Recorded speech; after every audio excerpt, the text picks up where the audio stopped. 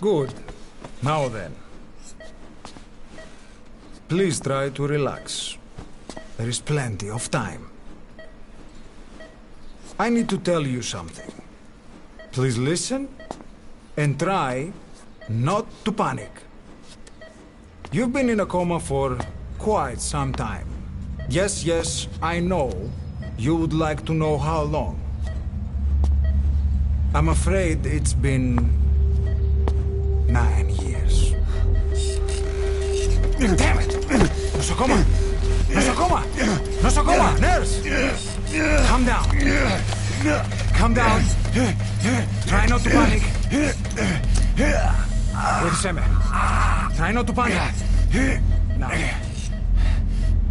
You'll be all right. There now. Just rest.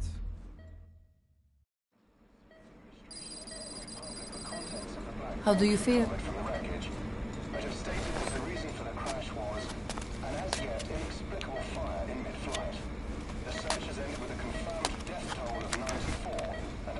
It's been 1 week since you came to.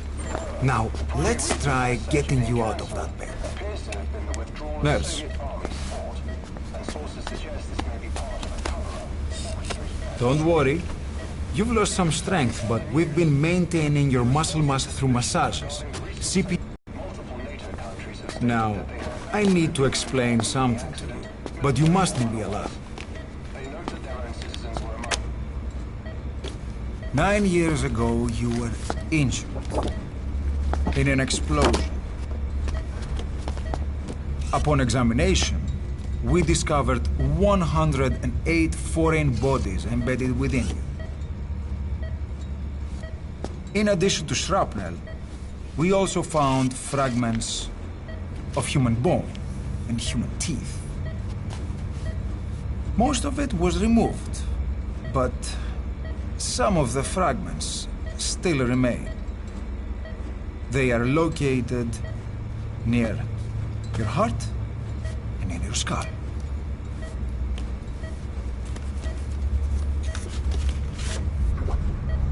Look at this. The fragments are lodged deep within your cerebral cortex. We couldn't give you an MRI, the metal, you see. But even if we were to extract it, you would most likely suffer a brain hemorrhage. Mental and physical impairment are unavoidable. However, your current status is not life-threatening. One more thing. This X-ray is of your upper body. You better look now. Best to understand your situation sooner than later. I know it's difficult, but please look down. It's best to see with your own eyes. Be brave.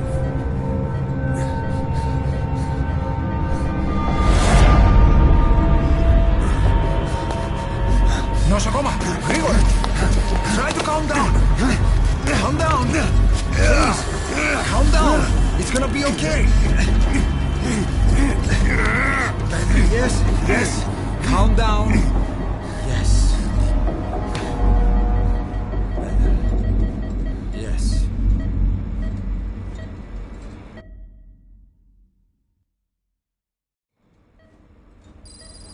Έννοια σε κατάσταση οπλιστική εγχείρηση. Κάποιος ήδη γνωρίζει ότι έχει ξυπνήσει. Ότι αν τρέχει μεγάλο κύμα, πρέπει να ενεργήσουμε άμεσα. Ετοιμάστε τον για εγχείρηση. Πιστεύω. It's true. There are those who wish you would never woken up. You should be dead, but you're not. The wheels are in motion. Your enemies are everywhere. We must alter your appearance immediately. Otherwise, I fear you won't leave this place alive. It's a wide-open world out there, so there's something we need to take care of first.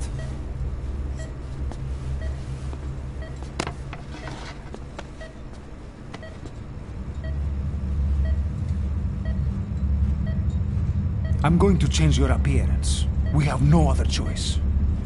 What you look like, however...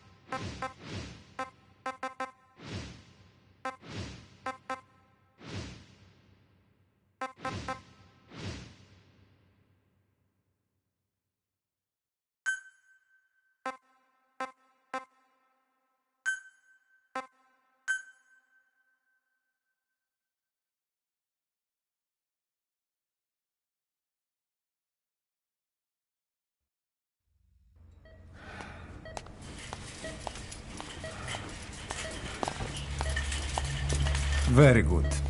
Now, let's remove these bandages. Your face has healed nicely.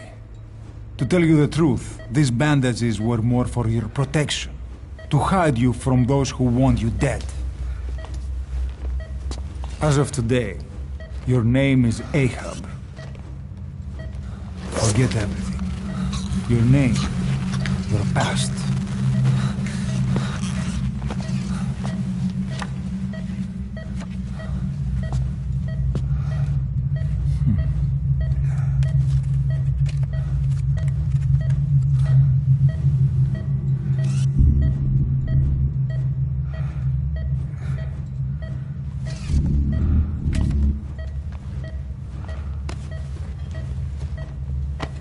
This is you, as you've lived until this day. Tomorrow, it becomes a phantom.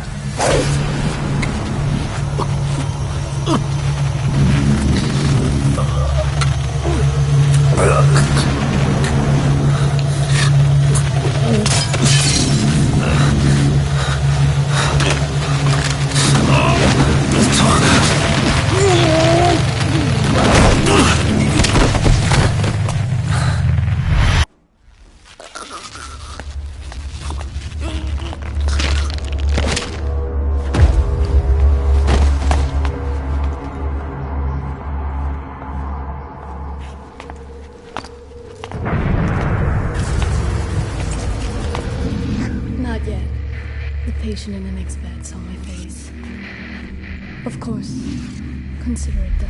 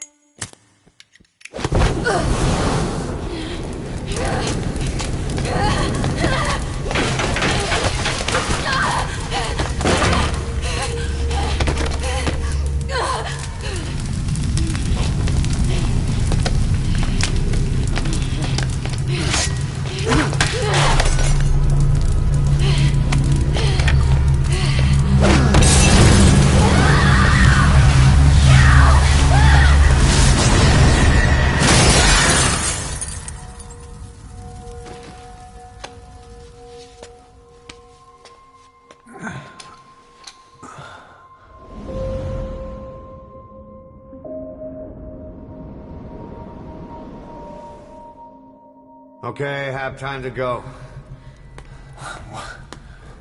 What happened to the woman? The woman? We gave her a light. She took the short way down. Who are you? Who am I? You're talking to yourself. Been watching over you for 9 years. You can call me Ishmael. What the hell is going on? Well, the good news is, you're in the land of the living. Bad news? The whole world wants you dead.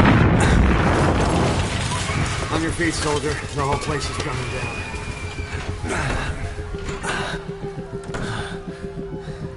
Need a little pick-me-up? Okay. Here. Nothing like a little digoxin to get you back in the game.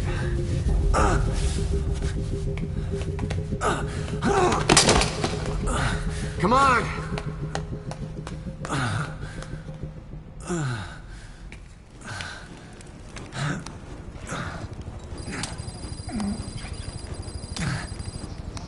Can you keep up?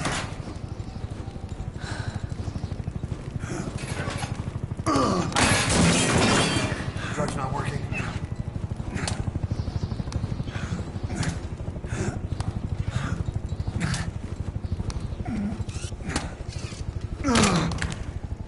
We're getting out of here. Move it.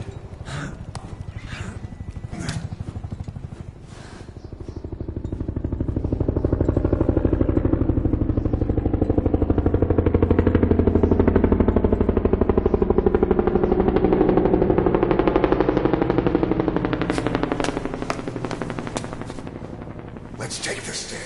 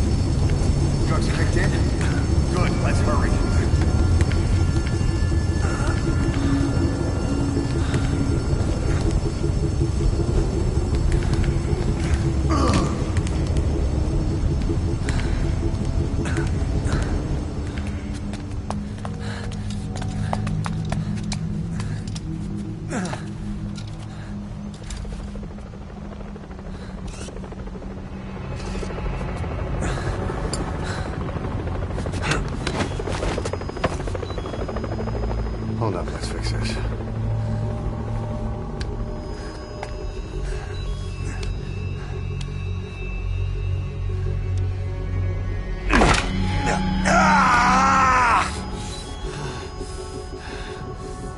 Next time, do it yourself.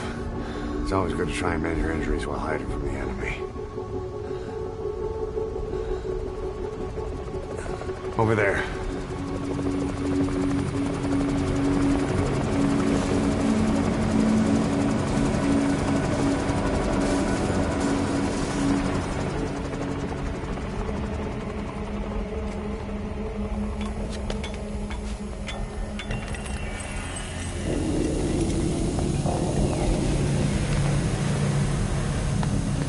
Let's go.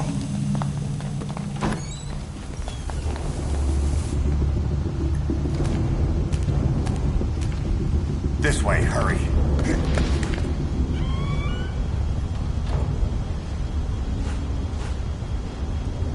Keep your head down.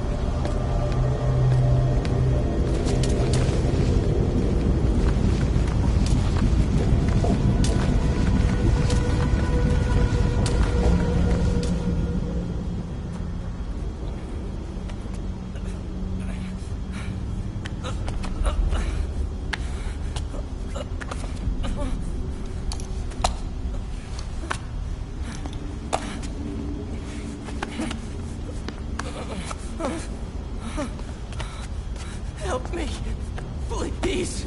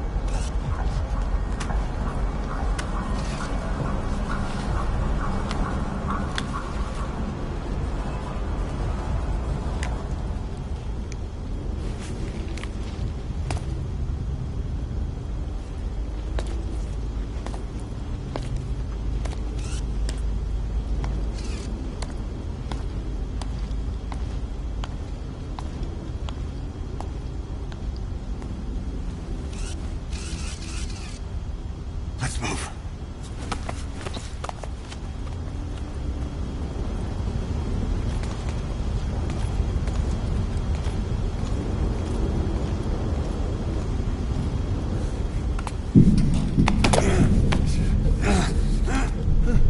Help me! I don't want to die!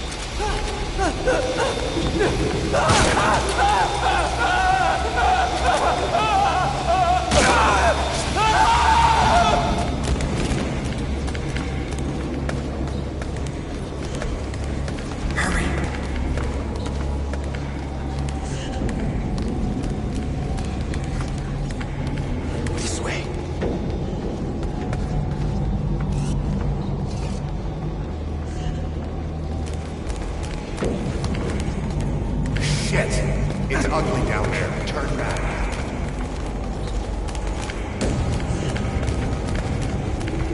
This way. Πάμε γρήγορα. Come on. Σας παρακαλώ. Τι συμβαίνει? Δεν είναι κανένας, θα μας σκοτώσουνε. Ναι, τον είδα πριν λίγο. What's happening out there?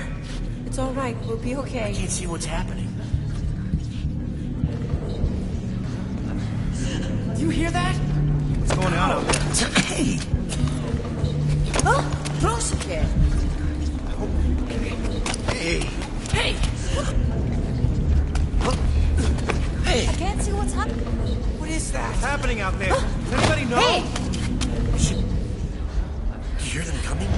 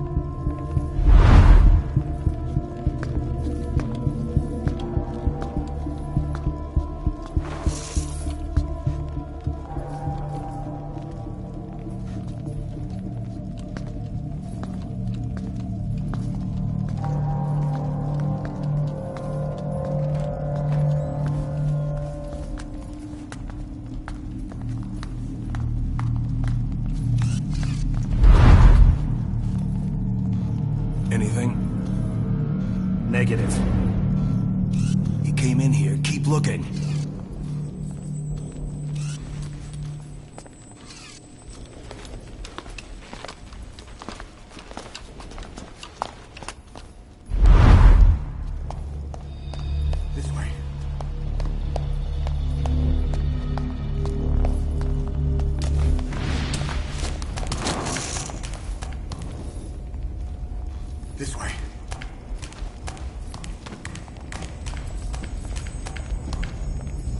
We're sitting ducks. Blend in with the bodies.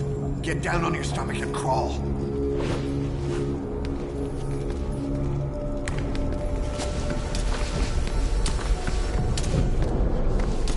If you move, we're done for. Play dead.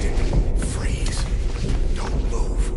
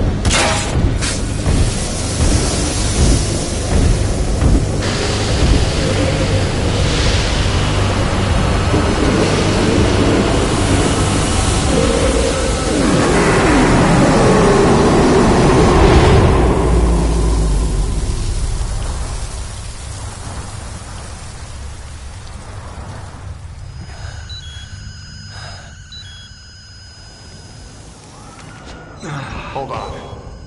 We better stop and treat that injury.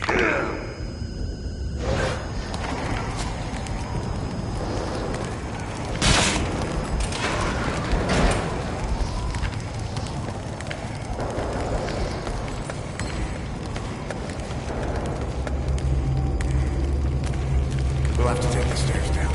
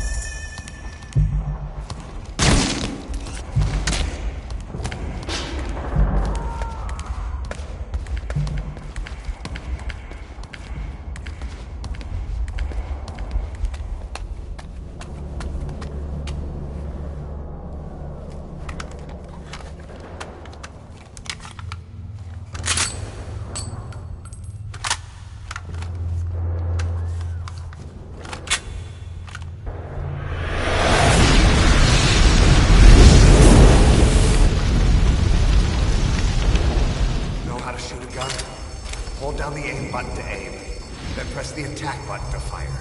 Destroy it.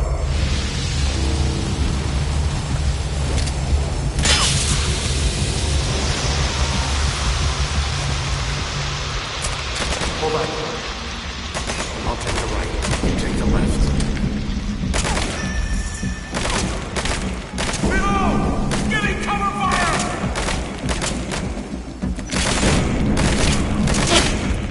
Support fire!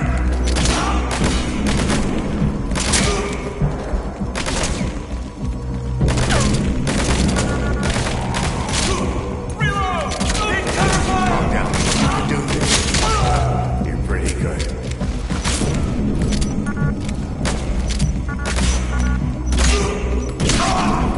Nice work. Let's go.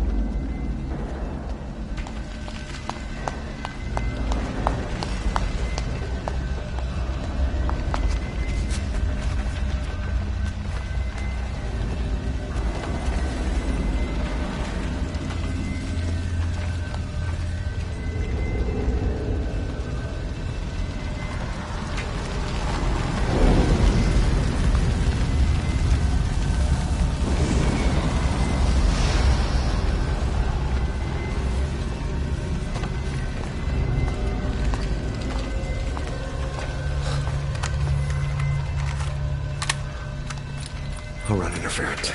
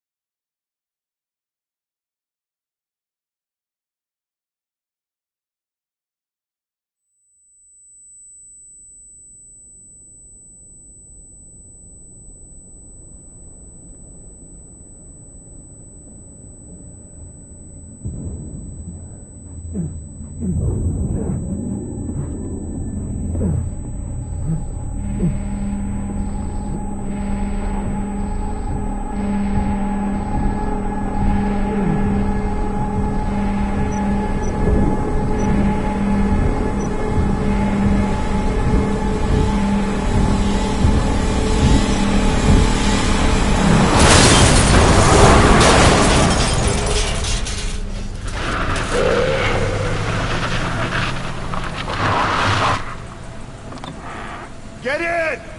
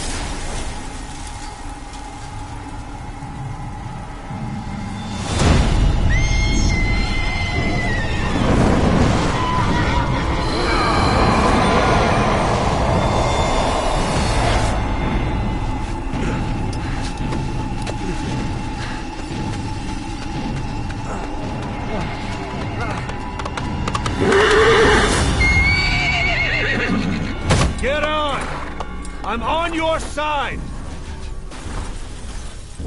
Hurry! Hurry! Hang on!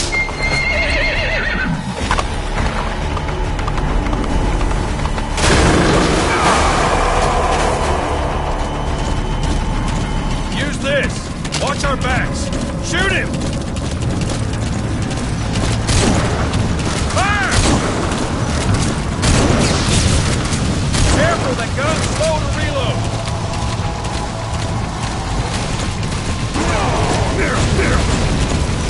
Shoot it!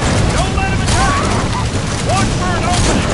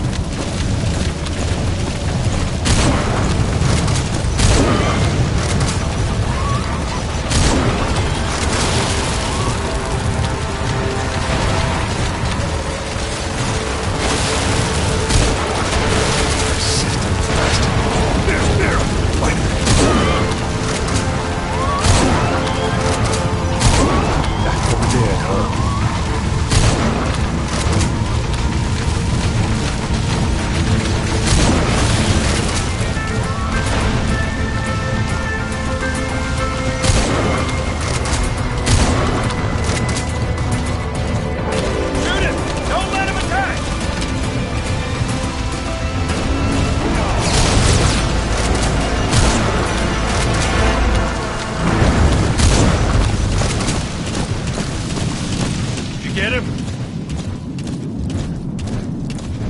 We shook him off. Hold him up a little longer. There. You lost your line. I see it. Harbor. We're almost there. Hold him up.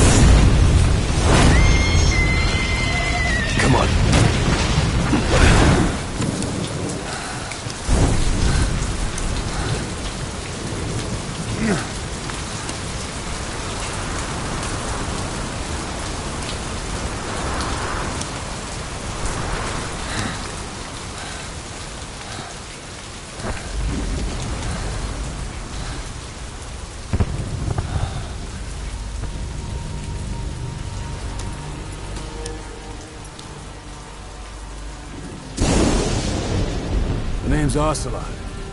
Big boss. You know who I am. A certain man gave me a job to do. Two, actually. First was to get you out of that hospital.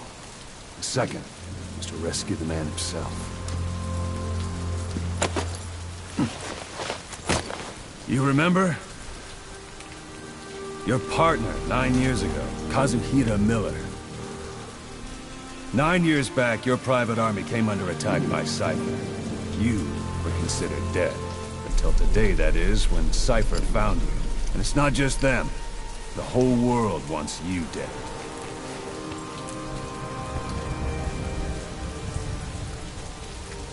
You'll have to join up with Miller. Build that private army of yours one more time.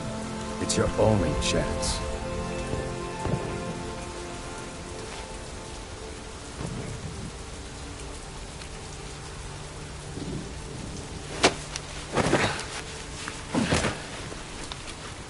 First, we need to save Miller. He's in Afghanistan. Afghanistan?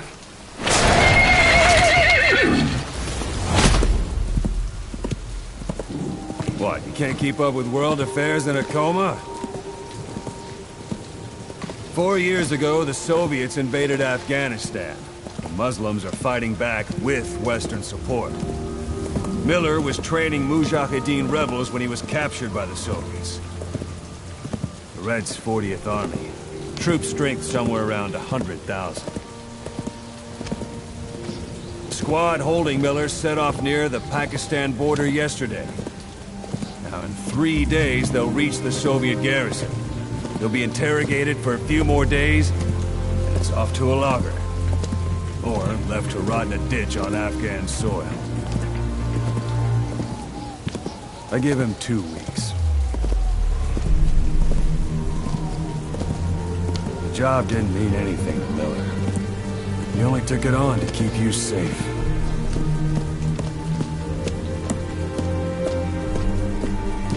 Well, there's our ride. It's a whaling ship. Had a pretty good deal on her once the IWC started raising a stink.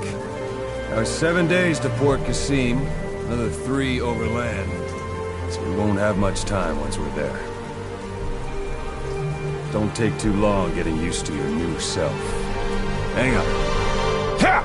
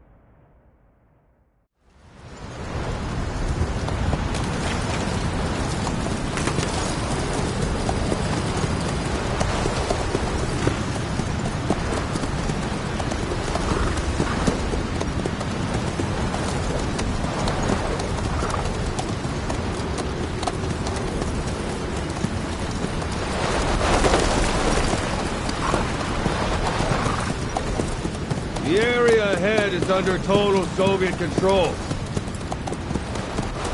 Miller's been captive for 10 days. Not much time left. Weather will clear shortly. Storm's passing.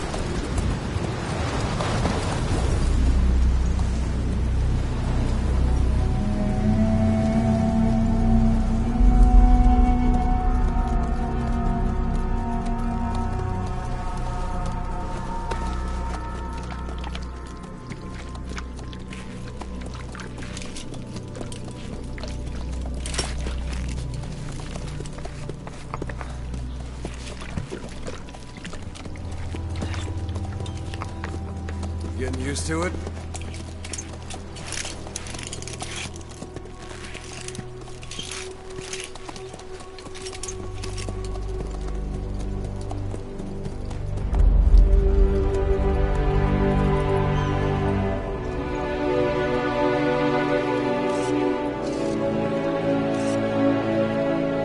After 9 years on ice, solo infiltration of the Soviet main ground forces should be the perfect warm-up.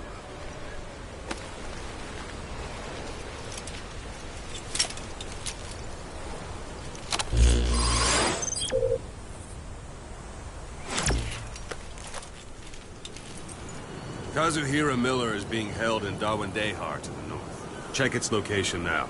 Take out your iDroid. You see Wandy on the map? That's where they're keeping Miller. Only problem is, we don't know his exact location. Finding it is your first priority. Got your binoculars? Or should I say, your int scope? See the village? Straight ahead? Alright, that's the village. If you see something through the binoculars and you need more information, just give me a call. I'll tell you anything I can about it. That's Violo Village, the Violo Calais. The villagers fled the war and evacuated a while back. Since then, it's become a base for the Soviets' 40th Army. A few days ago, Miller was taken through there, en route towards Dawandehar. You may be able to pick up the trail there. It's worth a shot. Put a marker on it so you don't lose track of where it is. Good. Now you won't have to worry about getting lost along the way. You can't have much left in him. I give him 3 days, tops. If we fail, and he dies, we lose our chance of revenge.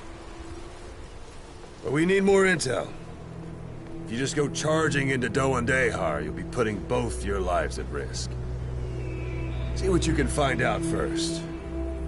The Soviets have other outposts, not just the one you saw. Afghanistan is a big place. I expect you'll become quite familiar with those binoculars as you plan your next move. How and where you make it, well, that's up to you. From here on out, you're on your own. You're a legend in the eyes of those who live on the battlefield. That's why you have to handle this mission yourself. Put those 9 years behind you, and return as Big Boss. That's how Koss would want it. I'll be sending additional intel by radio. Stay sharp. Not one of Miller's bodyguards survived. And they were good. All we found on the scene were their corpses and these. They'll be missing them. And you're his only hope of getting them back.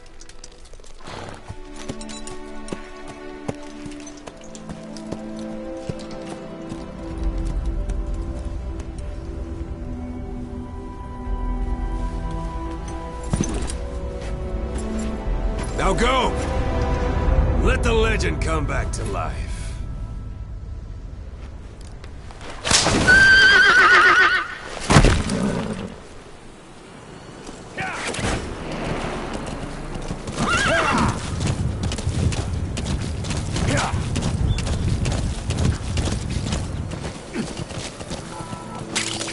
That's a type of medicinal plant.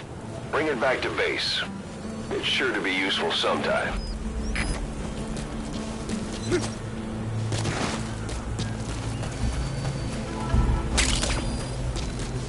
That's tarragon, a type of medicinal plant.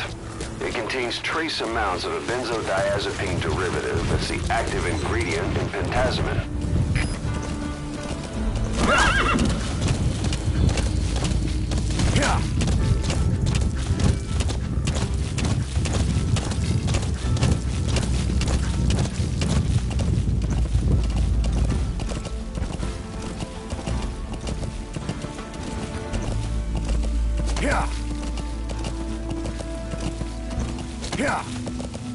Hold it. There's a Soviet guard post. There are bound to be guards. Take a look with your binoculars. Put the enemy in the center of your field of view.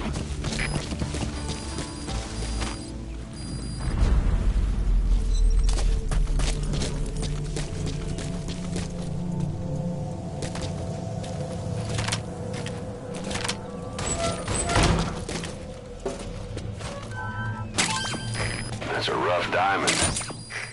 Those materials are already processed. They should come in handy sooner or later. Why not start gathering them?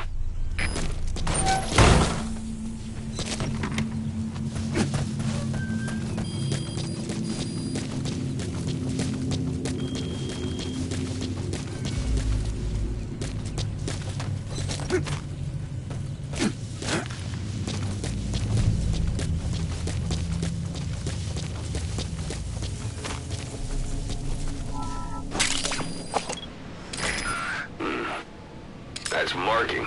Focus on the thread and it'll be marked automatically. You can mark enemies and vehicles by zooming in with your binoculars or camera. Once they're marked, you'll also see their positions on the map. Security at that guard post is relatively light. Looks like the perfect place for a warm-up. Try to remember the ways you used to deal with enemies. Anytime you need advice, just give me a call. Sight, sound, keep all your enemy senses in mind. When you're near an enemy, stay low and move slowly.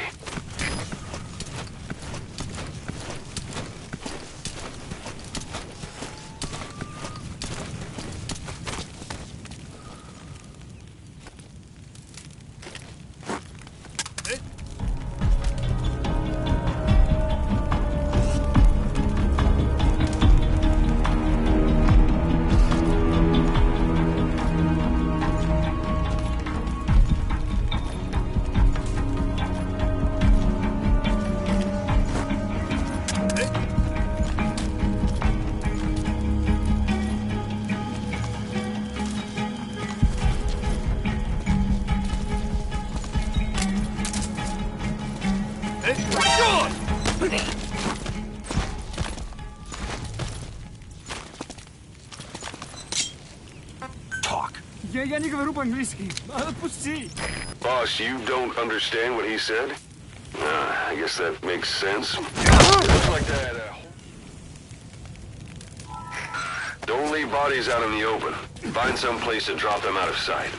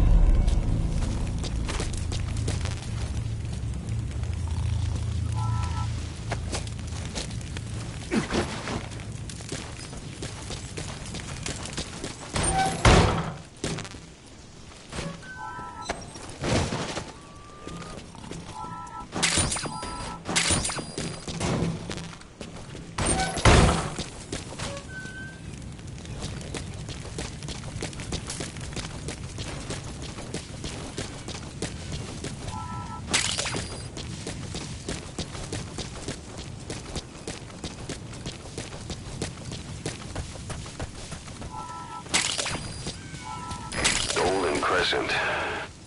It's a type of medicinal plant. We can use that to make tranquilizer rounds more potent.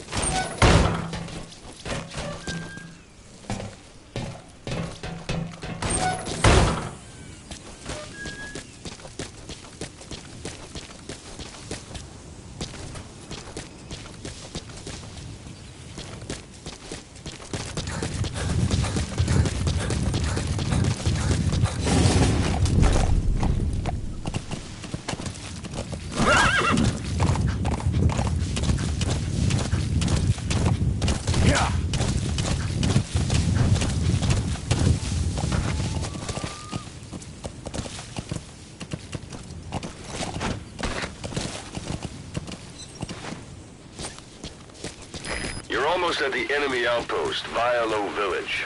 The village is crawling with enemy soldiers. Don't just go waltzing in. Start with some recon. Is there anywhere that overlooks the village?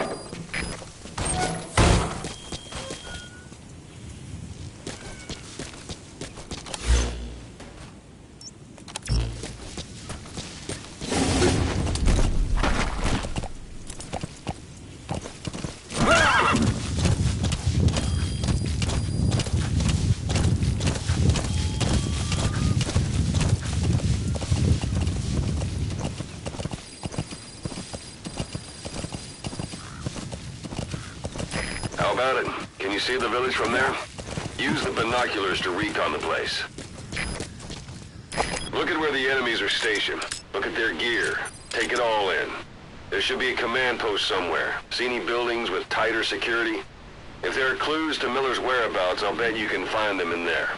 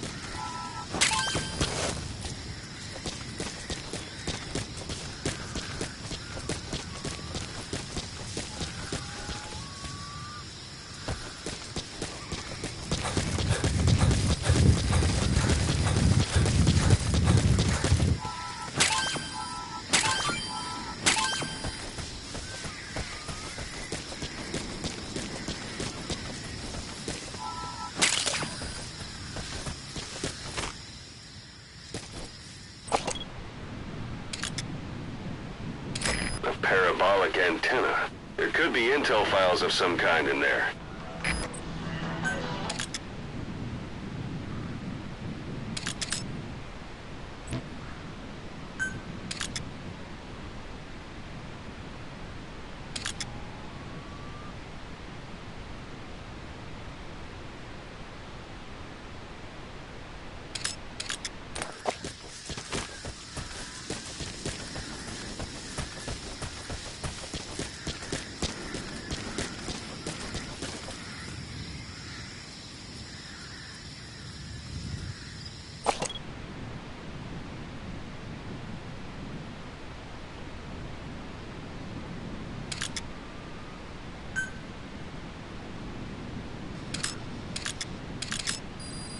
Sun's down already. It goes without saying that darkness is good for infiltration. But your vision will be affected just the same. Keep your guard up, or who knows when you'll bump into an enemy.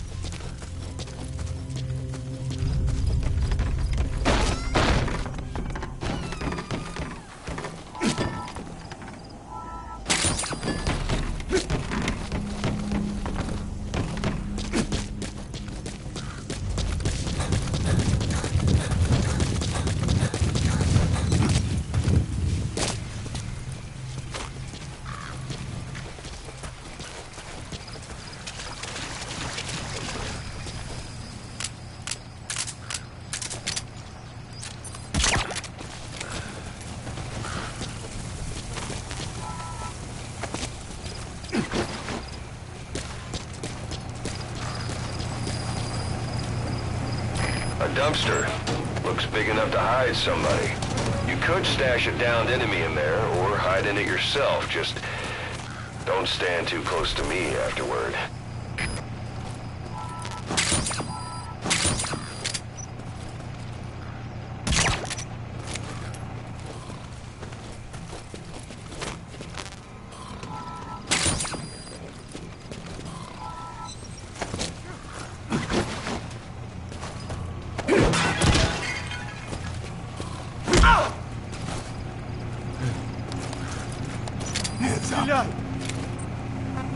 Get down. Я не понимаю! Не понимаю!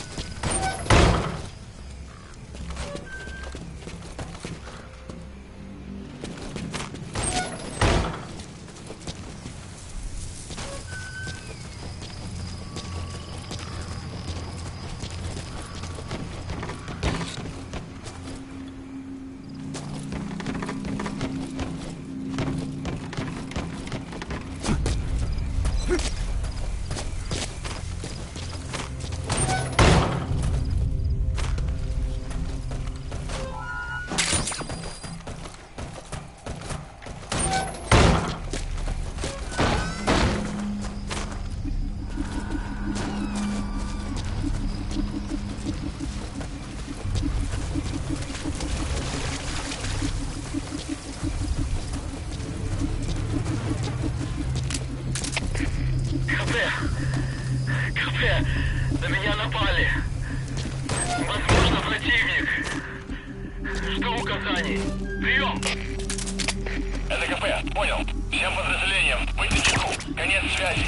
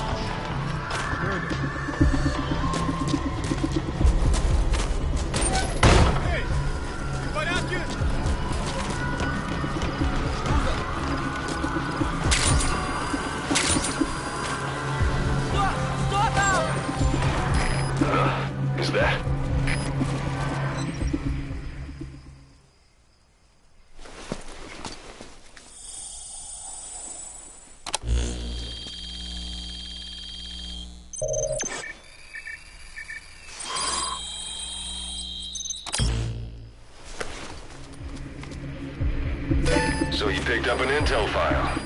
Now we know where Miller is. I'm marking it on your iDroid.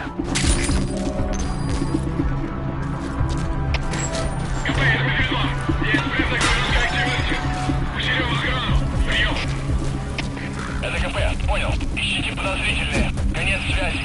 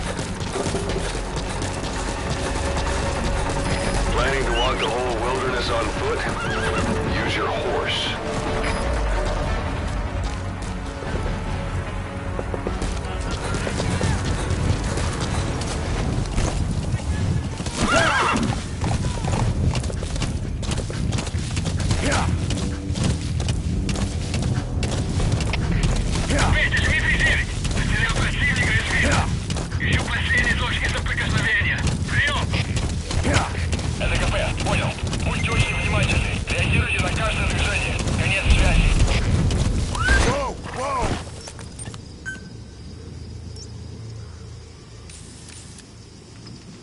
Yeah.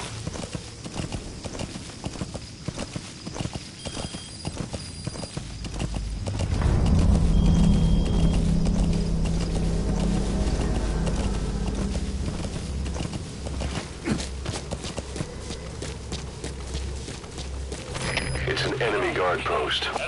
Watch yourself. Открыли огонь в ответ, но потеряли врага. Враг может все еще прятаться поблизости. Соблюдайте осторожность. Прием. Всем базам, это штаб. Всем базам, усилить безопасность и готовиться к возможному контакту с врагом. Конец связи.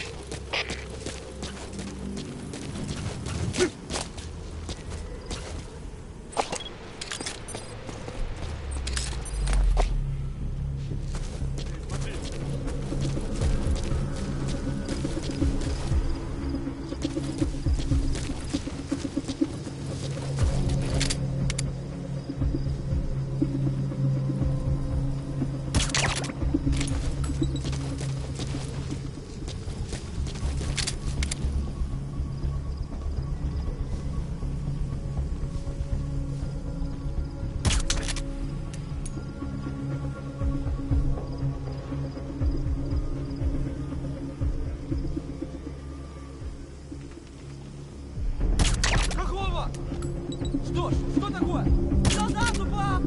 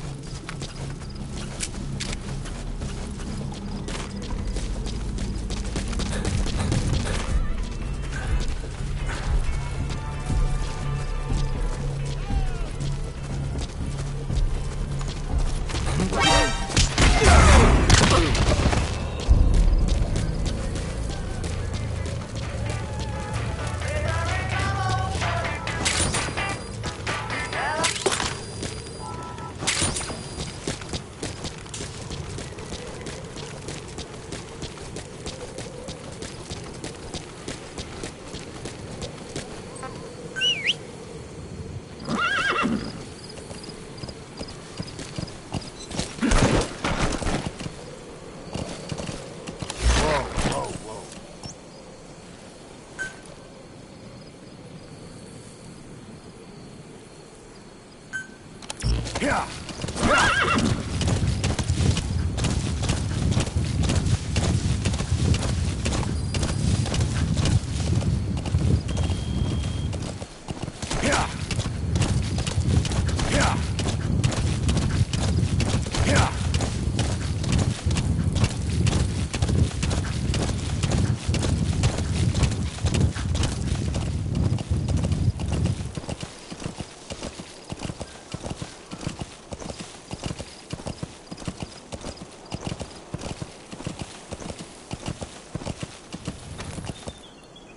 Yeah.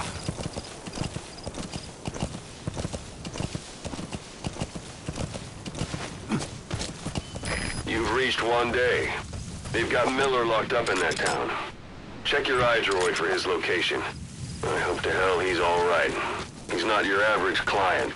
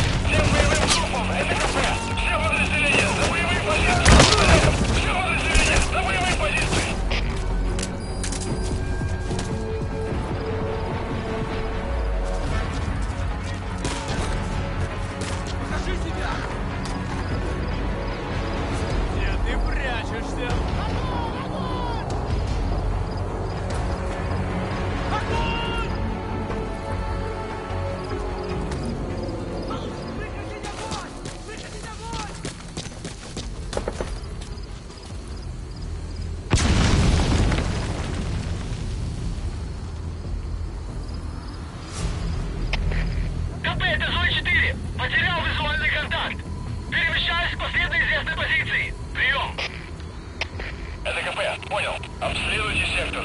Но осторожно. Конец связи. Нужно прикрыть!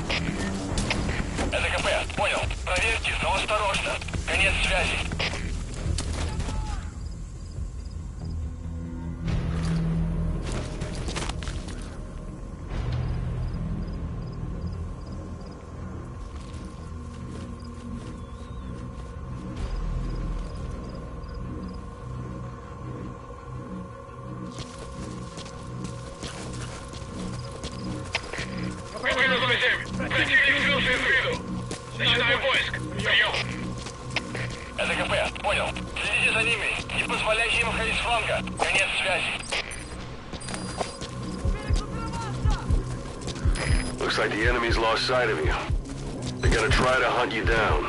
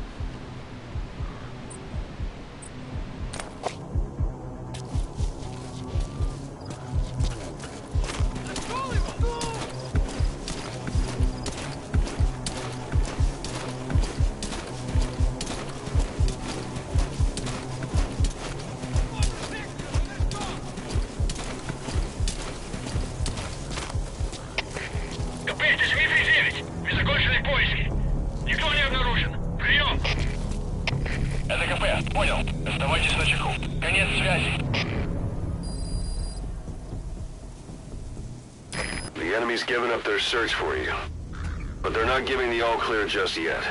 Stay alert.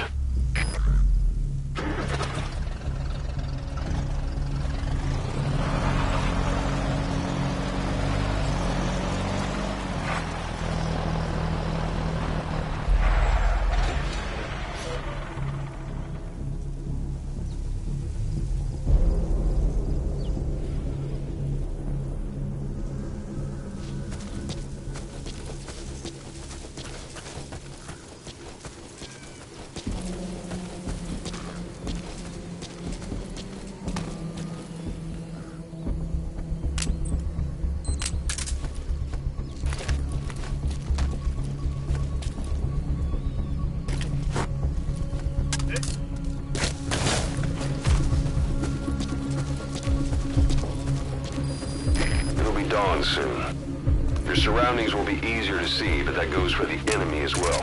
The guard detail in Soviet outposts changes in the morning, too. Watch yourself.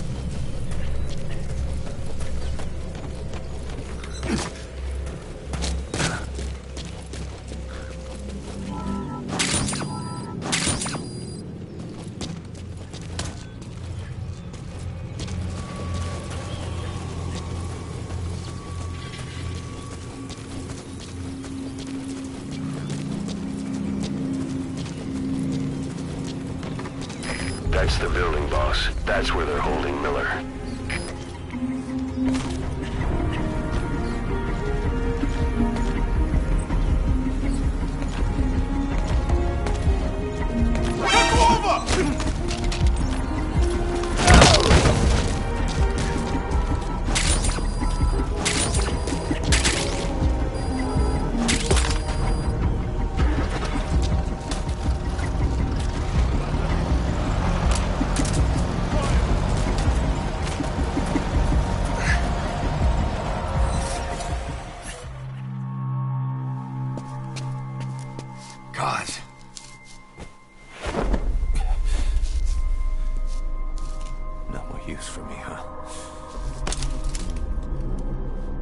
It's me. I'm here to get you out. Snake. They do something to your eyes? No, it's just bright as all.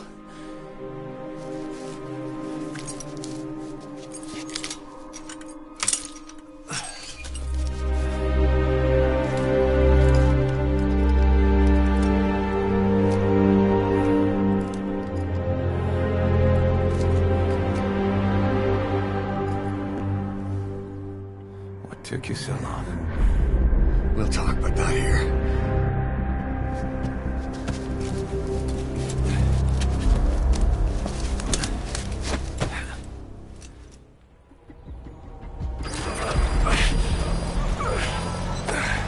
You've secured the target.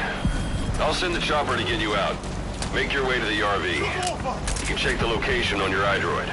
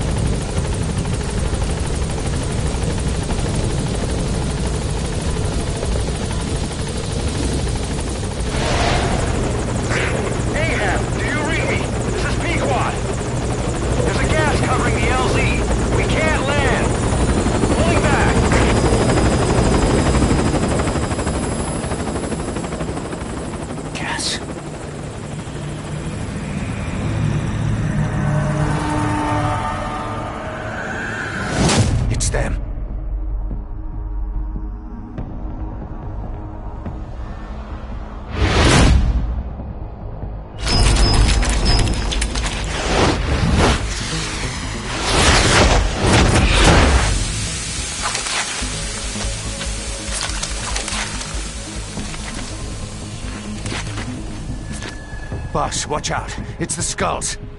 Don't let them find us. Boss, whatever that mist is, it's all around you. We can't see through it. I'm changing the RV so it's outside the mist. Get over there. The chopper will be waiting.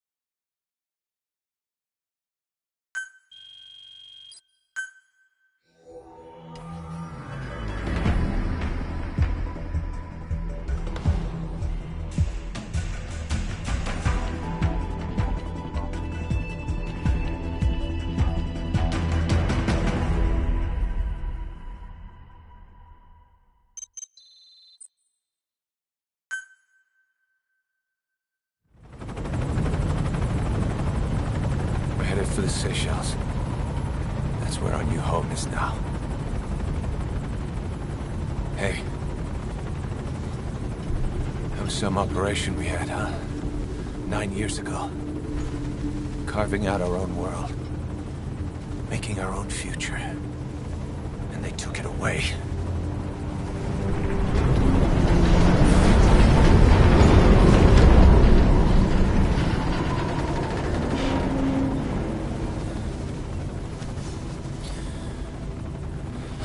Build it. Make a new place. Together. That we can call home.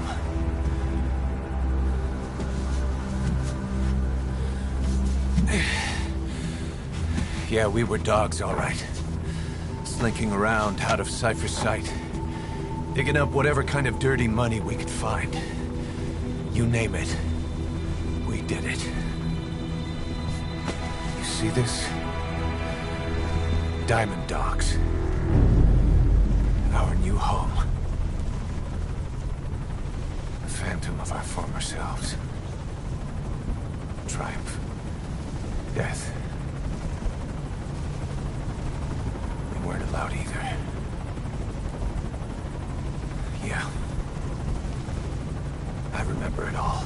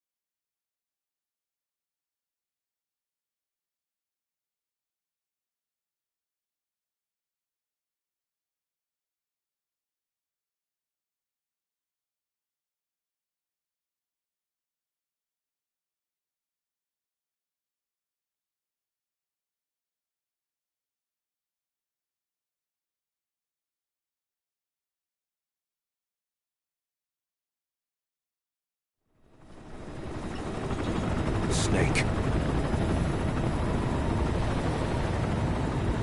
Why are we still here? Just to suffer? Every night, I can feel my leg, and my arm, even my fingers. The body I've lost, the comrades I've lost, won't stop hurting. It's like they're all still there. You feel it too, don't you? I'm the one who got caught up with Cypher. A group above nations, even the US. And I was the parasite below, feeding off Zero's power.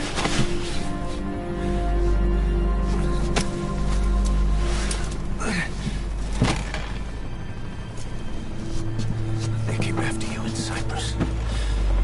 Then Afghanistan. Cypher just keeps growing. Swallowing everything in its path. Getting bigger and bigger. Who knows how big now? Boss. I'm gonna make him give back our past. Take back everything that we've lost. And I won't rest until we do. Approaching Mother Base.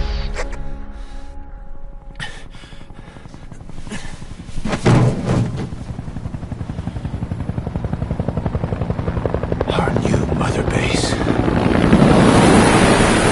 I don't know how long it'll take, but I'll make it bigger. Better than before. Gosh. What should I do? Boss? Tell me. Tell me like you used to.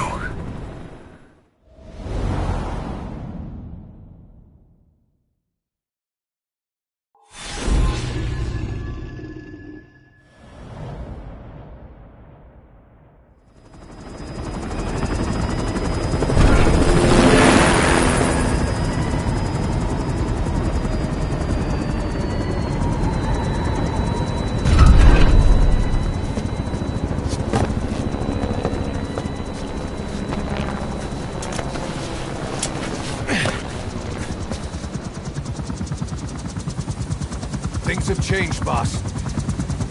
We pull in money, recruits, just to combat Cypher.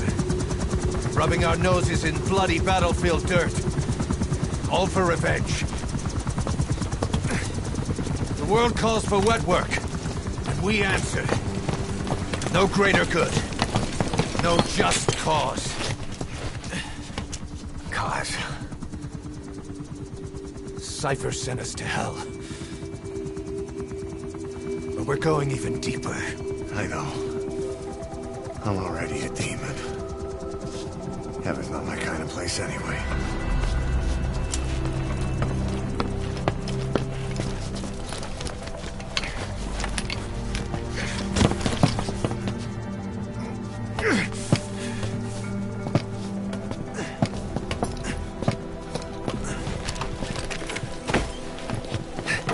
Dogs of war for 9 whole years. That ends today. Now you're not sleeping, and we're not junkyard hounds. We're diamond dogs.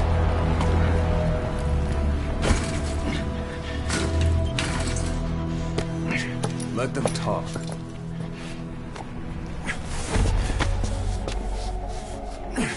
We can crush Cypher, boss. And you can build the army that can do it. Just one thing, Kaz. This isn't about the past. We're fighting for the future.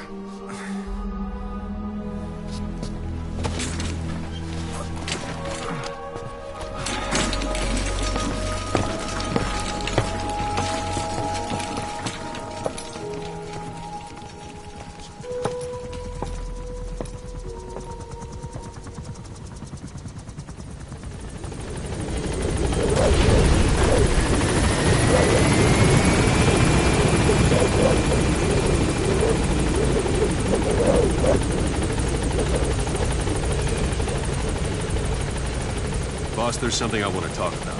concerns the running of Mother Base. Come meet me.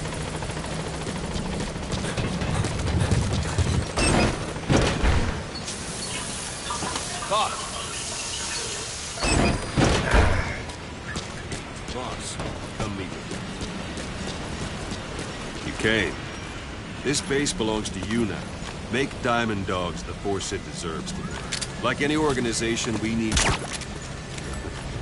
That won't work on me. I've had drug resistance.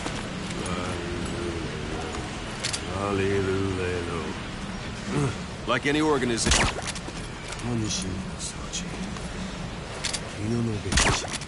2 plus 2 equals 5. 2 plus 2 equals 5. Like any organization, we... That won't work on me. I've had drug resistance. Like any organization, we need good people, and we need to make good use of their talents. Miller asked me to lay that out for him.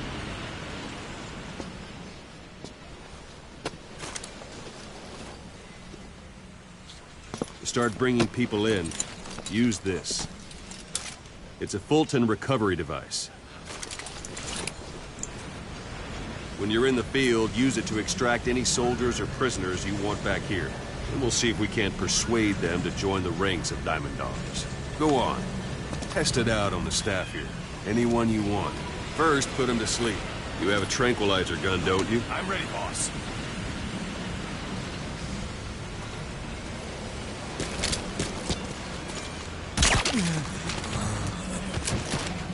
Out like a light.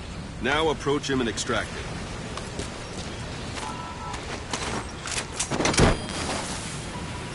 Good.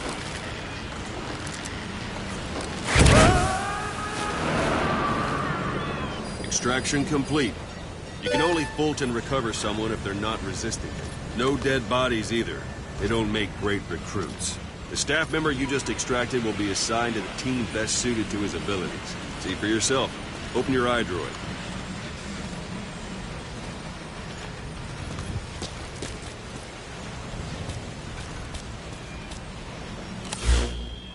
Select staff management from the Mother Base. So that staff member was placed on the R&D team. The R&D team is in charge of developing all kinds of weapons and items that will support you on missions. Take a look at the development list. Select weapons items under the development heading.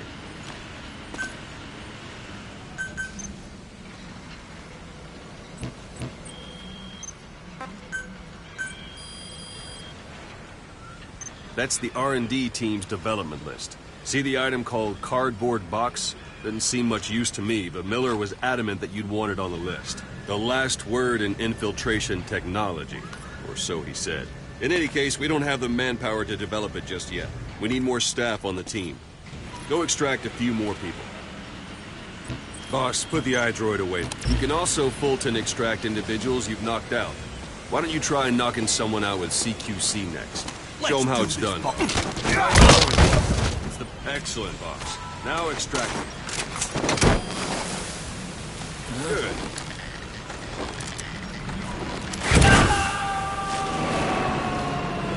Extraction complete. One thing I should mention. A Fulton extraction won't always be successful. If the person is injured, the shock of it could kill them. And if the weather's unfavorable, well, they could end up going missing. You can determine the chance of success by approaching the person you want to extract. If you want to be sure you can get them out, best carry them to the chopper instead. All right, extract the next staff member.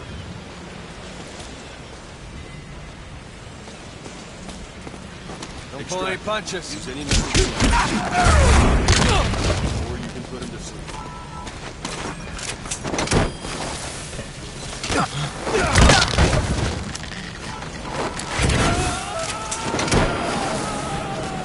Boss, now that we have more people on the R&D team, the level has gone up. We should be able to develop the cardboard box now. Open your iDroid. Select weapons items under the development heading. Now select cardboard box and start development. Development has finished. You can have the support unit supply you with weapons and items you've developed. Think of it as your own personal delivery service.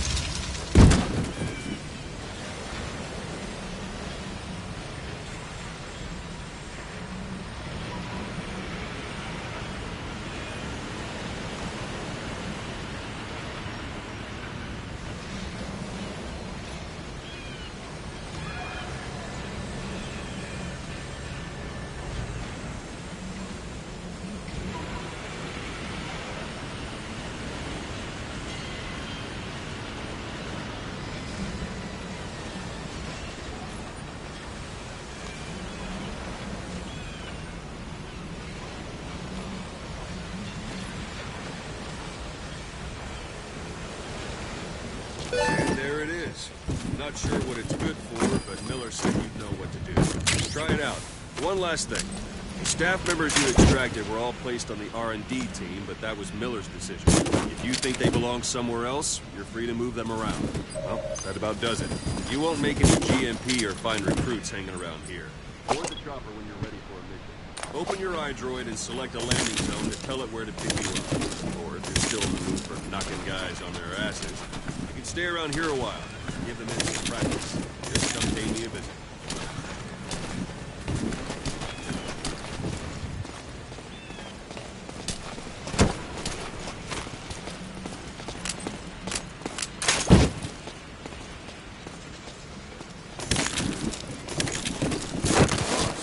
Let's practice your CQC. Begin by grabbing it.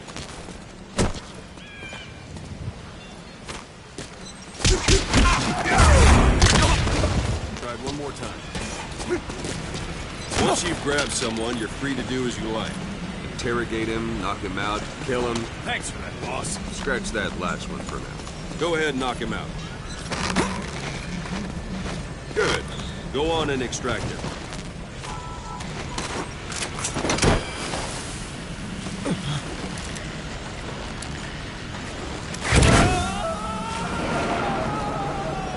Now for fist fight. Strike an adversary repeatedly to knock him out. He'll stay unconscious for longer than if you throw him. Extract the staff member.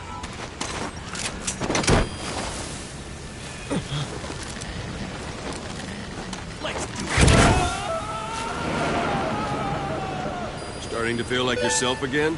The rest will fall into place with some time in the field. Go ahead and call the chopper from your iDroid.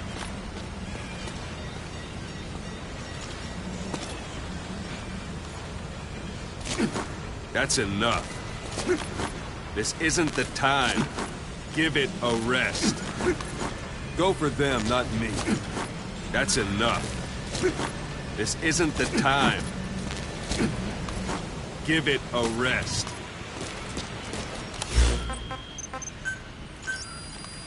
This is B-Quad. Arriving shortly at LZ.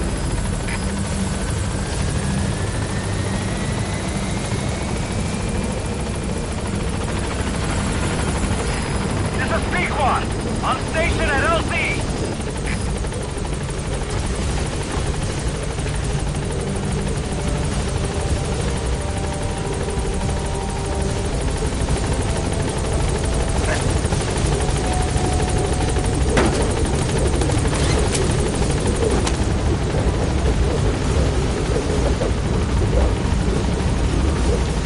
Gaining altitude.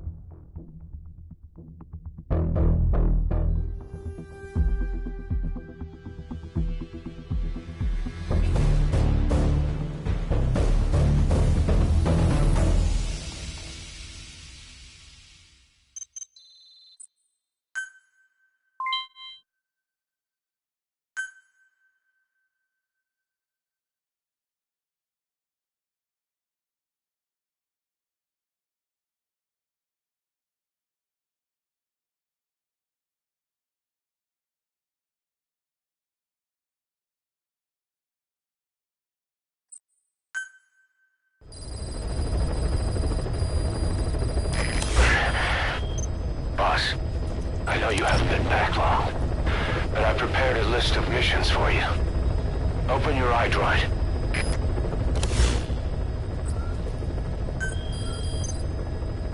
I've taken the job offers Diamond Dogs has received and made a list of those I want you to consider.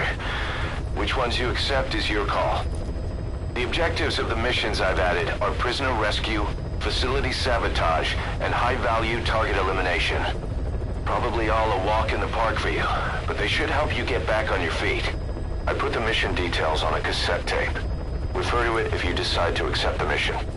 We'll receive GMP for completing missions, and extracting soldiers and prisoners will boost our ranks. Building up Mother Base is the first step to achieving our goal. If that means wet work, so be it. We're gonna have to get our hands dirty. I hope you're rested up, because we're not stopping. Not until the pain is gone. The future of Diamond Dogs is in your hands. We're counting on you, boss.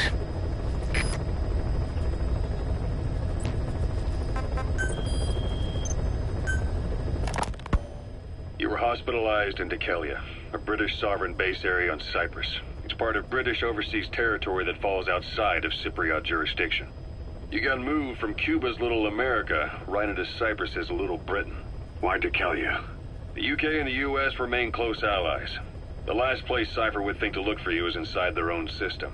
That's what kept you safe in British military hospital for 9 years. The safest place from a whale is inside its own belly. You were a regular Geppetto. Well, it wasn't Pinocchio who led me out to safety. So who was that guy? Cypher went so far as to attack British territory, burning their own ally. That's how badly they wanted you dead. He said I was in a British military hospital. But the doctor had a Greek accent. They hire locally. Easier to trust them. Dekelia is also home to Greek Cypriots, after all. What about the Turks? They haven't returned to the south. Not yet. The Cyprus dispute is still a long way from resolved. The country is just as split as it was in '74.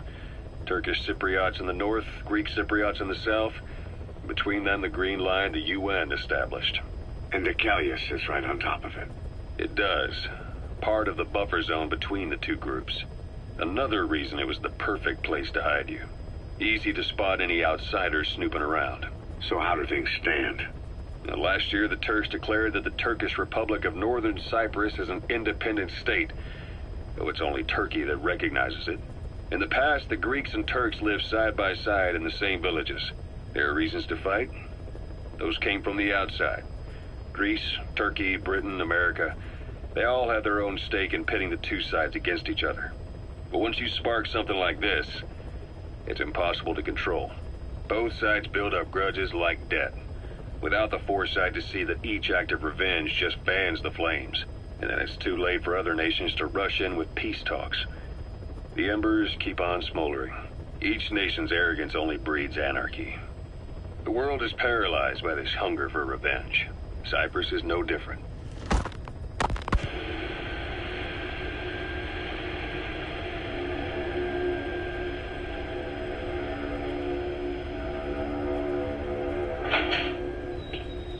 You're up. We're changing ships? We can't go sailing the Suez in a whaler. The Suez Canal. When did they reopen it? Not long after you were attacked. Once they finished sweeping it for mines after the Arab-Israeli conflict. Can you stand? We're going to transfer to a container ship for passage through the Suez. Our destination is Pakistan, Afghanistan's neighbor to the south. There, we disembark and head via Peshawar to the Zero Line, the border. We'll travel to the Khyber Pass by road. And then? We continue on horseback. Afghanistan's main roads are under Soviet control. We'll need to go around them. It'll be all narrow, winding paths through the mountains. We'll do better on horseback. It's a local guerrilla tactic. They use the higher ridges to avoid air recons. Then they charge down the mountains for ambushes. The Soviets still haven't devised a counter-strategy. Our time frame is only half as much as we really need. It's gonna be a tough march. Better horses than boats. Well, it'll make for good physiotherapy.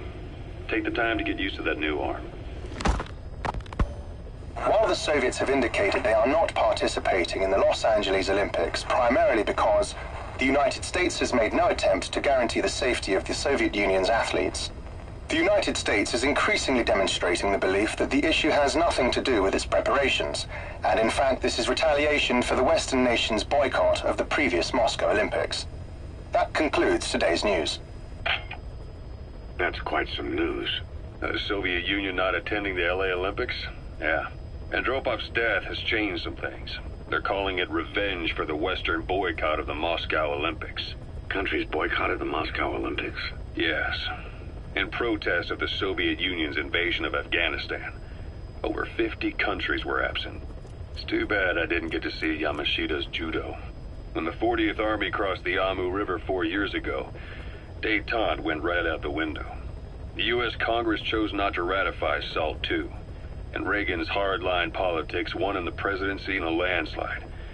According to him, the Soviet Union's an evil empire. A second Cold War. And there's been no end to regional conflicts and civil wars. Lebanon, the Falklands, Grenada, Iran, Iraq. The story never changes. Egypt and Israel did sign a peace treaty. But then the driving force on the Egyptian side, President Sadat, was assassinated afterward. Apparently his actions were considered a betrayal of his fellow Arabs. Islamic extremists? Yes. Fundamentalist extremists have been responsible for some bold acts of terrorism in recent years. We've had extremist students in Iran take U.S. embassy workers hostage, and suicide bombings in Lebanon. Over 300 foreign soldiers stationed there have been killed. But countries have yet to develop an effective means of dealing with terrorism. Afraid of losing their own men, they've pulled their forces out, handing private forces a golden opportunity. Private forces? Small armies with no national affiliation, working for the highest bidder. That's right, they got the idea from you. After Mother Base went down, they began spreading to meet the soaring demand. Miller's organization is just one of many PFs now. The entire world is after you. But at the same time, it needs you too. Miller told me about what happened in the Caribbean 9 years ago. You do remember Miller. You'd formed a private army with him. An army with no allegiance to a nation. I remember, but... I see. You're not sure what's fact and what's a fantasy caused by the coma. It's still all a mess, huh? All I can do is tell you the facts as they were told to me. I've gone easy on you up until now. But this is where the hard stuff begins. 1974, the year before you entered your coma. You were in Colombia, operating with a small unit of men, basically mercenaries. Miller was among them. Miller was trying to find a way to turn his and your talents into a line of work. He was looking to start a business where you would fight on behalf of others around the world, those who needed military force. But the reality was, at that time, you didn't have enough gear to equip your own men. Then Miller came across this client. It was a huge job he was offering, but you had a shot at pulling it off. You accepted it and headed into Costa Rica. The client even threw in an offshore facility in the Caribbean. The Mother Base, that would be your new base of operations. Miller sure did have a head for business. As your mission went on, your unit grew and grew. More weapons, more money. Before you knew it, you were commanding 300 men. As the organization got bigger, your military powers swelled to match. It got so the international community couldn't afford to ignore you. You were just too damn successful for your own good. You, your men, had worn out your welcome. Everyone was out for you. East, West, First World, Third. It was only a matter of time before someone took you down. And that was XOF. Officially, they're an anti-terror unit under the CIA. In reality, they're Cypher's private strike force. They lured you to Cuba using Chico, the Nicaraguan revolutionary kid, and Paz, a mole who worked for Cypher as bait. While you were gone, XOF, posing as a nuclear inspection team, stormed Mother Base. At the same time, C4 they placed on the strut legs went off. The whole thing went down in minutes. XOF. Kisses and hugs followed by a big FU. All because of Miller's blind spot. A back door into Mother Base no one suspected. You remember a certain scientist. Huey was responsible for bringing the inspection team on board, giving the enemy a perfect opportunity to hit you at home. You were returning from Cuba when it happened. Mother Base came damn close to taking you with it into the Caribbean. Those of your men out on assignment returned right away. They refused to believe the wreckage in the water they found was Mother Base. But they checked the coordinates again and again, until reality finally settled in. You were supposed to die that day. That was XOF's primary objective. As far as most folks know, you did. The first doctor to see you wasn't even sure what he was looking at. Before they'd even finished operating, your men moved you to that hospital in Cyprus. It was a woman named Eva who arranged that. Rings a bell, huh? Most men in your condition would have been written off right from the start. But you survived. You went straight down to hell, and they pulled you out. Your eye wide open. Full of venom. The days of naked Snake are long gone. Welcome back, Venom Snake. This world still needs you. Here, Snake, try this on. A prosthetic arm. Yeah, Miller was calling it the arm that wasn't there. The physiotherapy's going well. Your arm's bulked up enough for it to fit. There. Perfect. A little time with it, and it'll work better than the real thing. What do you think? Huh. I can still feel my real arm. Well, you better get used to this one quick. You have any pain? Every now and then. Where? My fingertips. My left fingertips. Sounds like phantom pain. Your brain still remembers your old hand. Yeah. What about your vision? Can you see okay? Yeah, at the moment. Now, the shrapnel in your skull is pressing on your optic nerve. I'm told any hard impact could have an effect on your visual cortex. Yeah, the doctor mentioned that. Your brain might process visual information incorrectly. In other words, you could have hallucinations. You might see things that aren't there, or not see things as they really are. You experienced any of that? I think so. When? Right after I wake up. Colors look faded. Colors, huh? Well, that's not a major concern in and of itself, but it could mean the difference between life and death in the field. You'll need to watch out for that. I will. All right. You should continue your physio. We'll be arriving soon. It's the last chance you'll get. Ocelot. I hear they started calling you Shalashaska in Afghanistan. What's that about? You know the term Sharashka? It's slang for a suspicious, hastily thrown together organization. The word became associated with a type of forced labor facility in the Soviet Gulag system. OKB scientists and engineers who'd been convicted of crimes were sent to a Sharashka for forced R&D. The Sharashkas were supervised by Lavrenti Beria of the NKVD, the secret police, under the official name 4th Special Department. Forced research? That's not very different from what we do here. Diamond Dogs is different. Everyone here believes in you. Regardless of where they came from or why they're here, they revere you. And they're fighting because it was their choice. And if it wasn't, they'd leave? Who knows? That's our reality here, whether it's real or not. If there's another truth, I don't want to know it. All that matters is that's the concept that's taken shape in their heads. The traces of a group ideology, our superstructure, to put it in Marxist terms. All right. Go on. Right. So anyway, at some point the enemy started calling me Sharashka. This was after the war in Afghanistan broke out. While I was keeping an eye on you in that hospital, I was also heading up interrogations here. The men I broke gave up their comrades and families, everything they wanted to protect them most. No real cause for it. I just let myself get caught up in the old Russian pride. And suddenly I received the honor of becoming Special Interrogation Advisor to the forced labor camps. But the more men I interrogated, the more people saw me as just that, the interrogator. It helped cover my real objective of keeping you safe. You went that far for me? Far enough to keep you alive. I ended up being pretty well known among the Afghan guerrillas.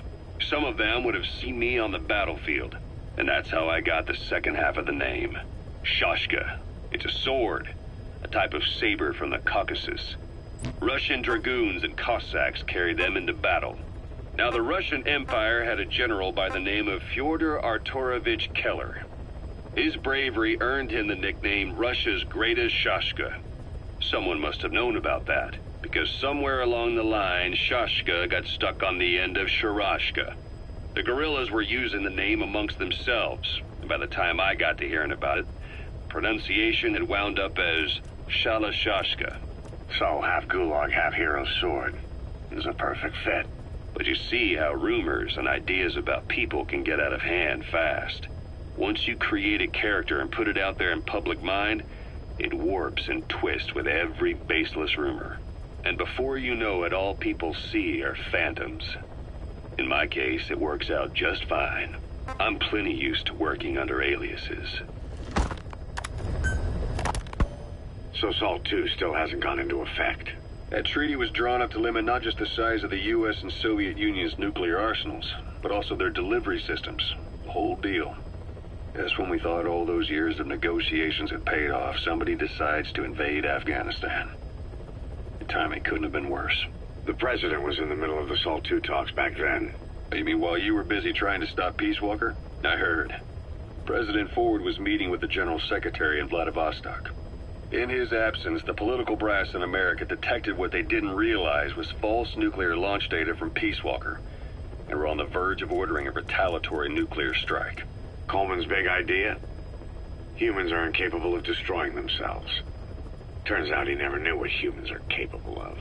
If that AI, the boss, hadn't found a way to stop the fake data transmission, they probably would have gone ahead with the launch. Deterrence was revealed as the pipe dream it was. All thanks to you. And her. The U.S.-Soviet talks looked set to fall through. What happened in Nicaragua no doubt helped trigger a change of heart. But in the end... The time's to find the politics. When you've grabbed their tail, they turn and bite your hand. I first met you 20 years ago now. The place was Selenouyarsk in the Soviet Union. We were enemies. I was with the GRU. You were still fighting for America. 1964. Operation Snake Eater. Its objective? The assassination of the legendary soldier known as the Boss. When you returned home successful, they awarded you the title Big Boss. Your CO, Zero, sought to carry on the boss's will by covertly establishing his own organization. You knew the original members from Operation Snake Eater. From America, there was David O., or as he was to you, Major Zero. Donald Anderson, a.k.a. Sigint. Dr. Clark, who went by paramedic during the operation. And the fourth, you. From China, there was Eva. And me, Ocelot, from the Soviet Union. 6 in total. To us, government notions of friend and foe were meaningless. As were East and West, we joined forces by our will alone. Our objective was to fulfill the boss's dying wish, to make the world one. And to do it, Zero used the Philosopher's Legacy, the secret war fund you obtained during Operation Snake Eater. This organization would go on to become Cypher. I, on the other hand, was left with the problem. You only recovered half of the legacy. I had to locate the other half myself. When I found the funds, I passed them on to Zero, just as you wanted. I still trusted him in those days. We thought what he was doing was the boss's will, until he started that one project. Les enfants terribles, Zero called it. You parted ways, as did Eva, leaving only Anderson and Clark still with him. I maintained limited contact, although truth be told, we were just keeping tabs on one another. The reason was always you. After you returned to the Army and created Foxhound, you left America. For a time, even I'd lost track of you. I'd imagine Zero did too. You always were the best when it came to hide and seek. Zero created Cypher, an information network to tap into every corner of the globe. Woven together, Cypher's arteries make the world just one big organism. And that's not all. It also monitors the thorn in Zero's side. That's you, tracking your coordinates wherever you might go. The further you strayed from your roots, the larger Zero became. It's as if he was trying to close the gap between you. But before long, he disappeared from public life. Only a few people had direct contact with him. For a time, I was one of them. Then a year after you fell into your coma, he slipped out of sight entirely. Since then, nothing. No photos, no recordings, not even a reliable rumor as to his whereabouts. I tried every method I could think of, but Zero was gone. Freed of his control, his creation, his power continued to grow. Cypher is a great beast, and Zero was its spine. But even without him, it's endured, evolved. But now its body is rotting, riddled with parasites. Parasites like the ones who attacked you 9 years ago in the Caribbean, and then at the hospital. Cypher's Black Ops Unit, XOF. They learned where you were, and came to wipe the slate clean. Christmas Eve, 1979. The Soviet Union rolled into Afghanistan. Muslims had revolted against the Soviet-friendly regime established the year before. The DRA forces could no longer contain it themselves, so the Soviets went in to intervene. The Afghan government was powerless and fraught with infighting. They lost the hearts and minds of the people, and that alarmed the Soviet leadership. With the Islamic Revolution happening in Iran, the Soviets felt they had to act fast or risk the spread of Islamic revivalism. A superpower, sending a motorized rifle division against men on horseback with antique rifles. Everyone thought it'd be over in an instant, only it wasn't. Some Muslims made their fight a jihad, a holy war, and began a guerrilla campaign on all fronts. A war of attrition. These fighters call themselves Mujahideen. They're being supported by the West through Pakistan. That's why Miller was involved. He was training them near the Zero Line, sponsored by the CIA.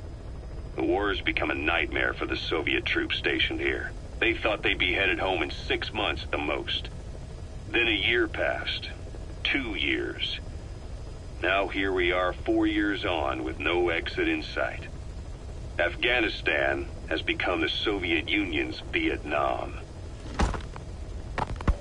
The Soviet troops on the ground want to go home, but at least they have homes to go back to. The Afghans have lost theirs. The Soviets destroy the kishlaks, villages, wherever they can. They burn down homes and fields, fill in wells, turn pastures into minefields. It's created a mass of refugees who fled to Pakistan. If the Mujahideen are fish swimming around the villages, the Soviets will go so far as to dry out their ocean. But this has had a big price. There's bitter resentment among the Afghans, and they're taking out their anger on the soldiers on the front lines. Among the Mujahideen are the Pashtun people. They're fiercely devoted to their code of Badal, or revenge. Soviets they've captured have had their hands, feet, and noses cut off before being left to die at the side of the road, just to show their comrades what they're capable of. Friendlies who come across them can do nothing but put them out of their misery. Then they burn down another village in retaliation. And the cycle of vengeance goes on.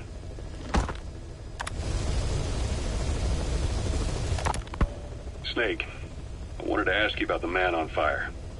What do you remember from the hospital? Anything we can use? Well, he took off the moment the sprinklers started up. Sprinklers? The fire system? And when he got sprayed with water from the burst pipe, it slowed him down. When we escaped on horseback, he wouldn't cross the river either. And then it started to rain. And he disappeared. Water against fire. Is it that simple? I mean, it makes sense. It's just hard to believe it would work on a guy like that.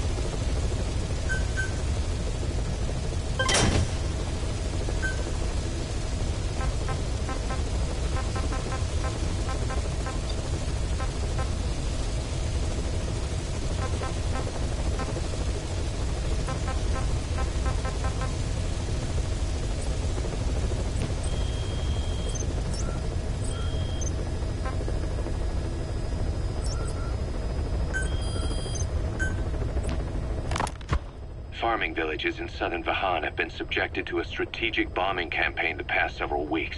The damage is spreading.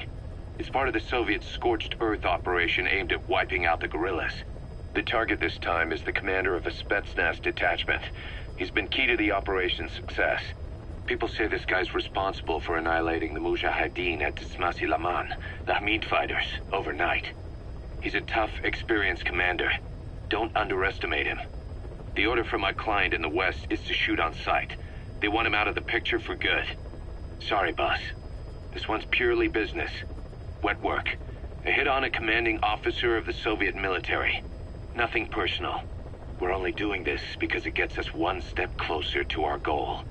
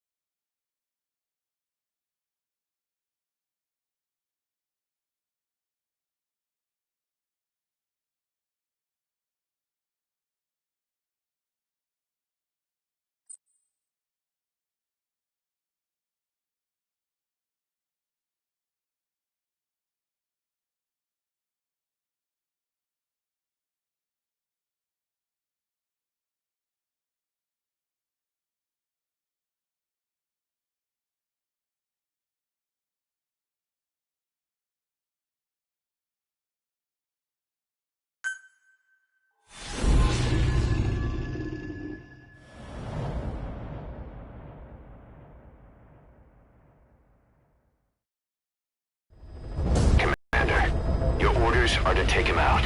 With skills like his, it'd be a shame to waste him. And I'll leave the method up to you. Boss, make your way to Dishago Calais and eliminate the target.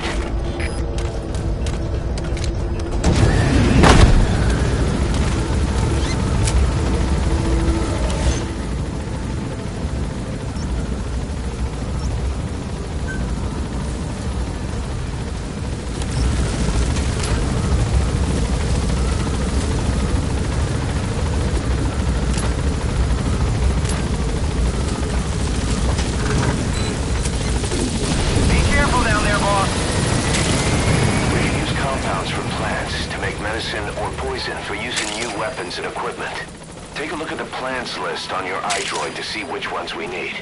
Then go find them if you get the chance. It'll keep the staff happy too.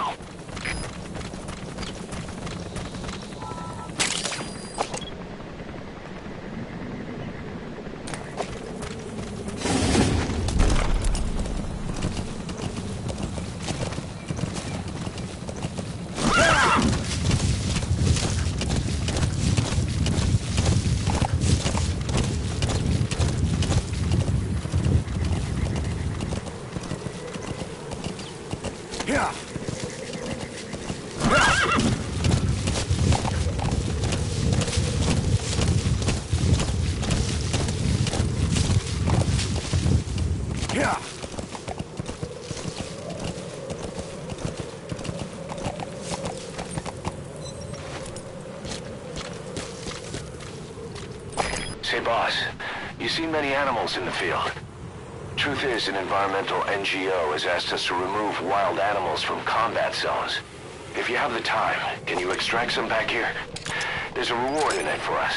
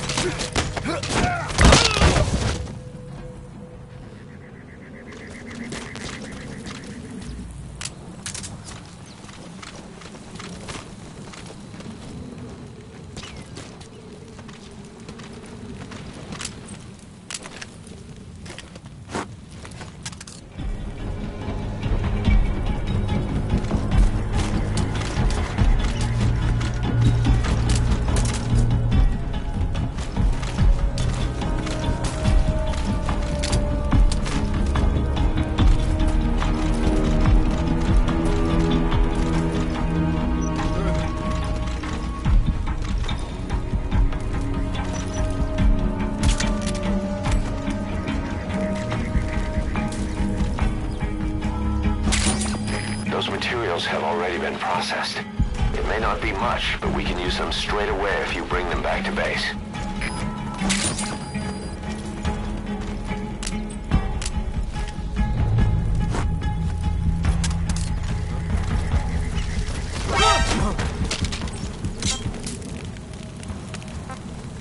Where are your friends? Русский speak, please. He speaks Russian. What we need is an interpreter. The main principle of intelligence work is intel gathering. But that's a problem if you don't speak the enemy's language. We need a staff member with the interpreter skill to do a simultaneous interpretation.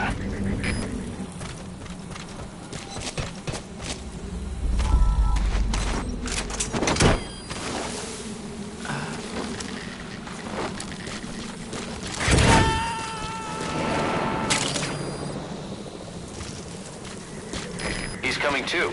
Roger that.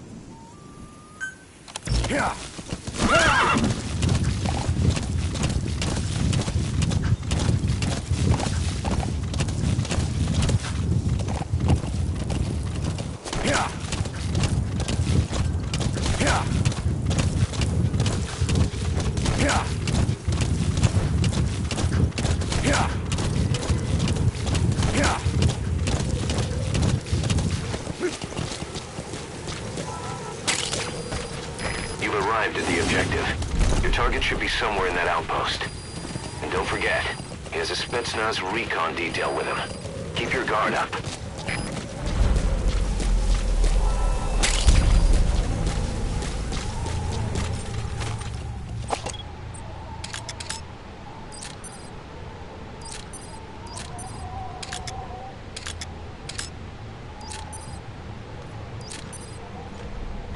Is that him?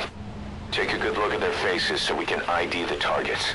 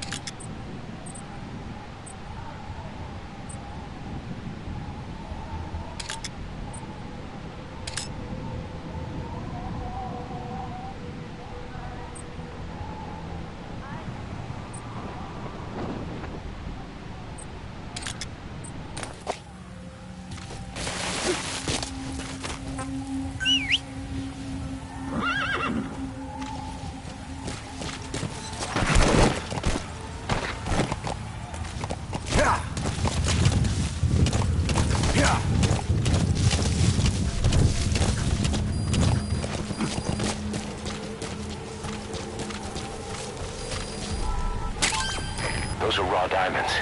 Collecting them as assets will raise our GMP.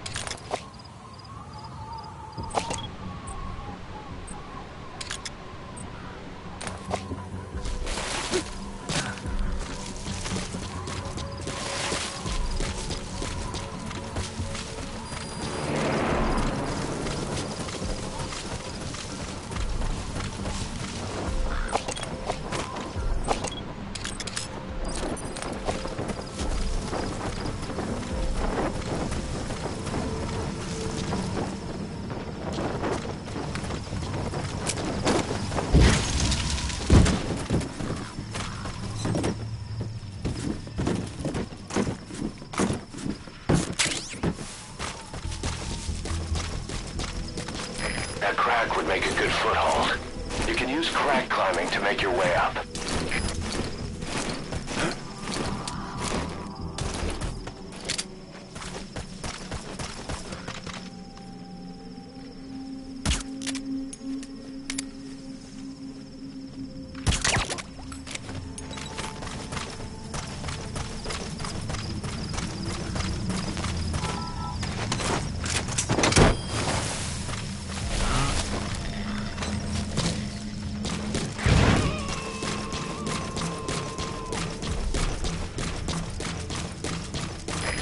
Extract him.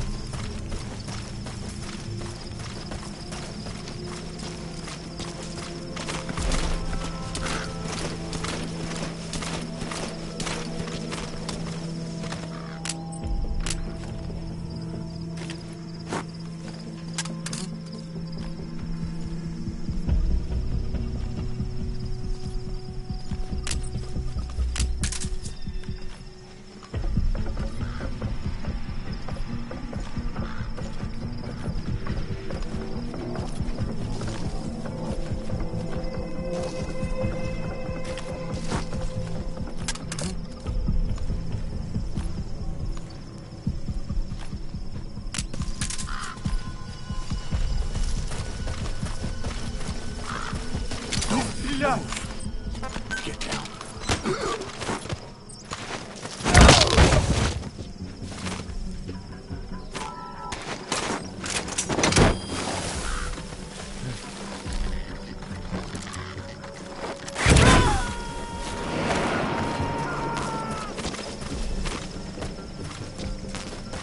Subject on board. Leave the rest to us.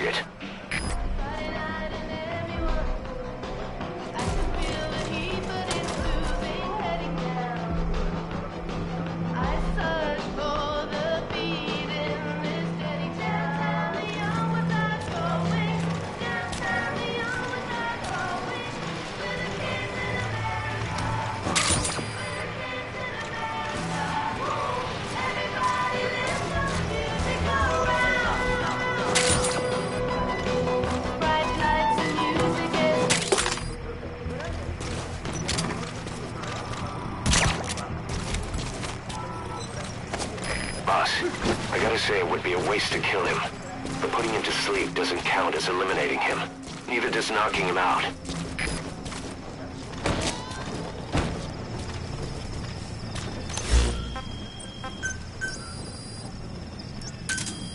Roger.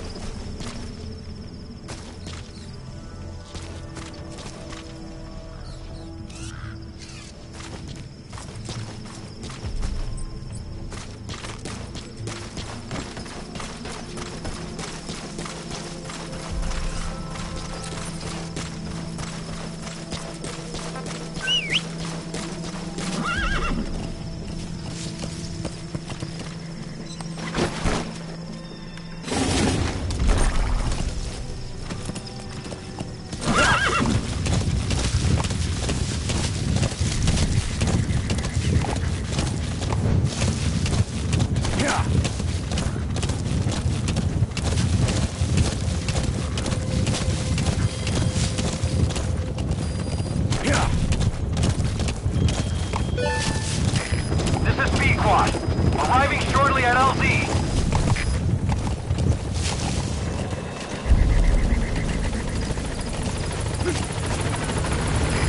This is P-Quad. Have arrived at LZ. Will stand by.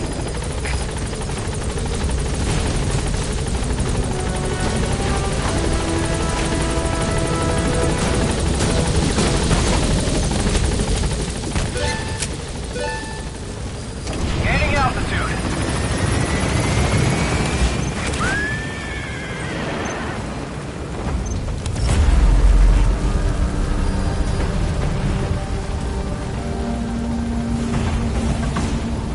Departing.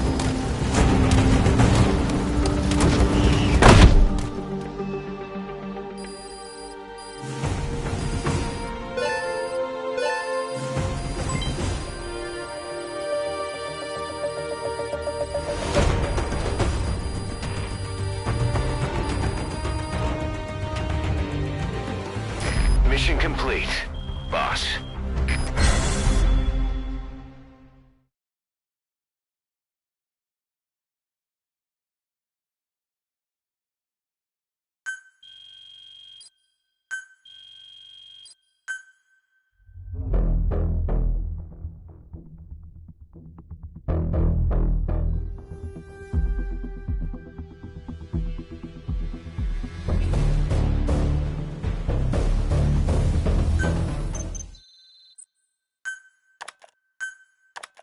How you feeling, boss? Getting used to being in the field again? Having choppers and horse at your disposal is indispensable for operating in the wilds of Afghanistan. I've gone ahead and arranged for you to be able to develop and customize weaponry for support choppers. And you can also develop new equipment for D-Horse if you like. Use your iDroid to start development as needed.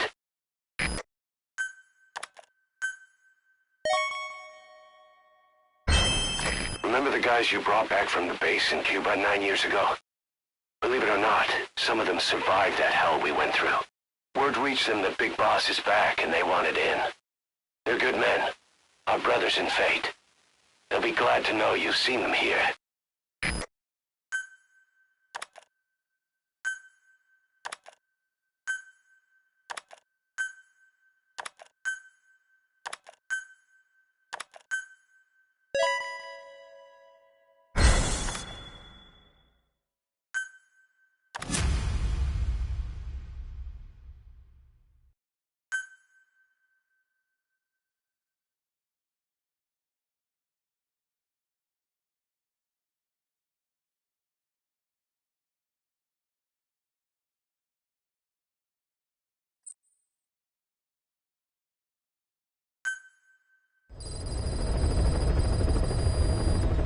By connecting your iDroid to the onboard computer, you turn the chopper into your own Aerial Command Center, or ACC.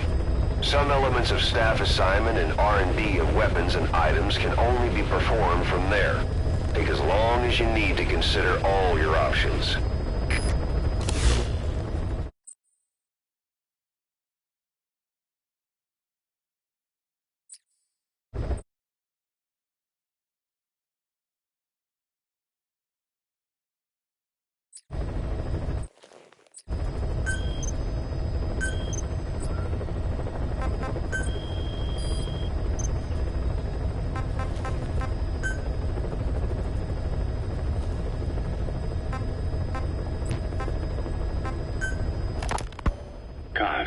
What about the unit that attacked us in the mist? You knew something about them. That wasn't my first run-in with them. It happened right before I was captured by the Soviets. We were on the Zero line that day, the Afghan side, on our way back from training the Mujahideen at a mountain camp in Kunar province. There's a lot of that work in Afghanistan. Most PFs shy away from it because it draws too much attention. But for us, that was the whole point. The job itself went great. We just had to make it back to a tribal area in Pakistan. But all of a sudden, visibility got real bad. It was no sandstorm. Our point man gave this strange report. He said he could see skulls in the mist. Skulls? The next moment, he went silent. We scrambled into formation, right before his arms and legs came raining down on us. It was always supposed to be a dangerous mission, so I had Diamond Dog's very best with me. We were calling out to each other. But one by one, the voices just went dead. Whatever happened to me, I lost consciousness before I knew it. When I came to, I was in a Soviet camp, tied to an interrogation chair. Could they be some new Spetsnaz unit? No. The ones that interrogated me were just the average rank and file. Whatever group attacked us, the way they moved was just insane. And that mist, appearing out of nowhere. The Soviets don't have tech like that. If they did, Ocelot would have heard about it. I doubt the West does either. Otherwise, the folks at Langley would be sleeping a lot easier. Why'd they come after you? Wish I knew. I'm the only one who survived. Though I don't think they planned it that way. If I was their target, they wouldn't have just handed me over to the 40th Army. Whatever the case, we need to watch our step until we know who they really are. And boss, if you ever do run into them again, don't try to take them on. You just get the hell out of there. When I first started dealing with Zero, with Cypher, it was a somewhat parasitic relationship. Though, a mutually beneficial one. Cypher had no army of their own, so they wanted us. They wanted our strength. They approached me as a potential business partner. But they had other motives. Cypher coaxed us into Central America, into that US-Soviet proxy war, to fuel Mother Base's growth. Once we were big enough, they'd force us to join them. That was the plan. That's why they had Pa still Zeke. Right. And if we refused, she would use Zeke to fire a nuke from Mother Base. The world would consider us a liability, and countries would unite to destroy us. We stopped the launch. And yet they still took us down, through that fake inspection they orchestrated to cover up their sabotage. That power Cypher wanted. We don't have it anymore. So why are they still after you? Is it just the fear of leaving you alive? I don't know. Was Zero really... All I know is the man I knew wouldn't want this. What do you mean? We have to consider that it might not be Zero we're dealing with. We know virtually nothing about Cypher anymore. How big they've gotten, what they want, or even who they really are. The new Mother Base started out as a test drilling rig operated by a mineral resources supplier, but their project fell through. The Seychelles government was happy to hand the place over to us. It was just scrap on stilts. So with a few dummy construction companies set up as fronts, we started renovating the half-finished rig. From the outside, it looked like the project was back on rails. Kaz, you... What? I see what you're doing. Recreating the Mother Base we had 9 years ago. Only this time. That's right. The Mother Base Cypher thought they destroyed will return from the grave to kill them. We'll prove to the world that we were the victors. And if we lose again? They can't fool us the same way twice. Now our enemies are in plain sight. And when our organization gets too big, we split it across companies. Any company that draws attention gets liquidated, and its capital is back-channeled into a new company. Most PFs are small-time operations anyway. And in this business, the minnows go bankrupt all the time. We've never aroused suspicion. Plus, we have Hewick. Hewick? Human Exploitation Company. It's a business specializing in intel gathering. Think of it as a civilian intelligence agency. Kaz, that's... Remember what they were trying to accomplish at the prison facility in Cuba? That gave me the idea. We dispatch moles into conflict zones around the world, and each sets up an intel network on site. Then they stay in place to give us stable points of contact when other nations intervene in the conflicts. Hewick's strength is that it has a cutout at each level. You get your job from one guy, then you hand it off to another. No one has direct access. It's a perfect black box. Hewick members also work their way into the superpowers intelligence agencies to make sure Diamond Dogs gets work. We have those countries by the balls. That's our deterrent when we need it. Networking? In the intelligence community? Sure, that's how we've grown this far. And when you go out on missions, intel from Hewick will be there to back you up. But despite all that, Cypher has its eyes on us.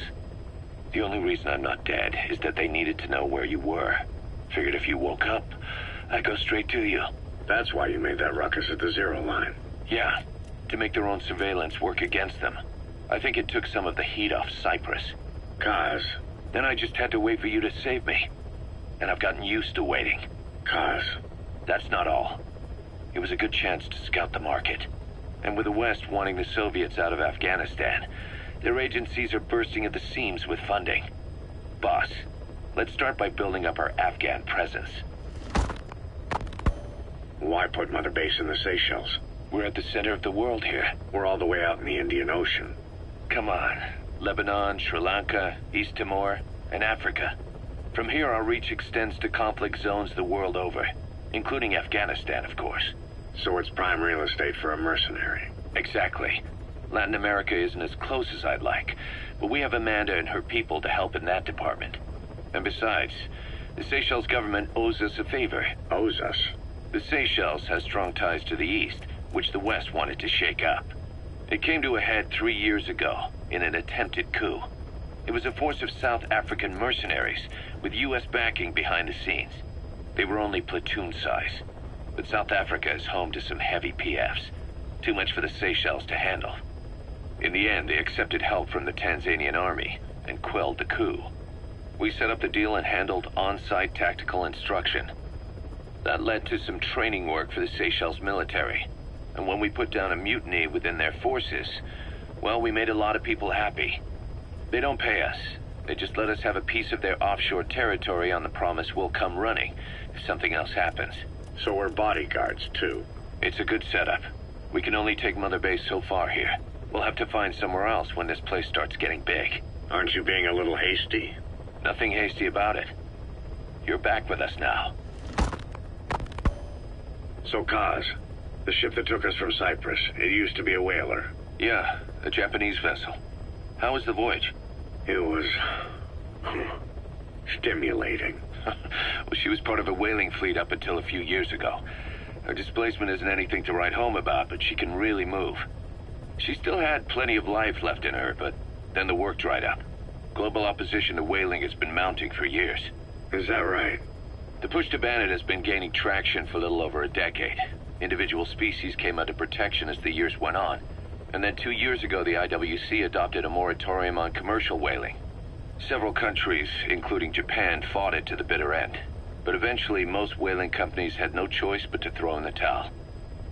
You ever tried whale snake? Can't say that I have.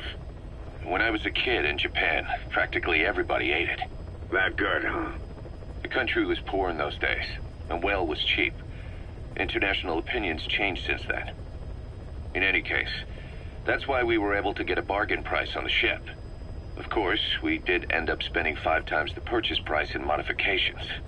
We had to really work to fit in all the ESM and communications gear while keeping the whaler look intact.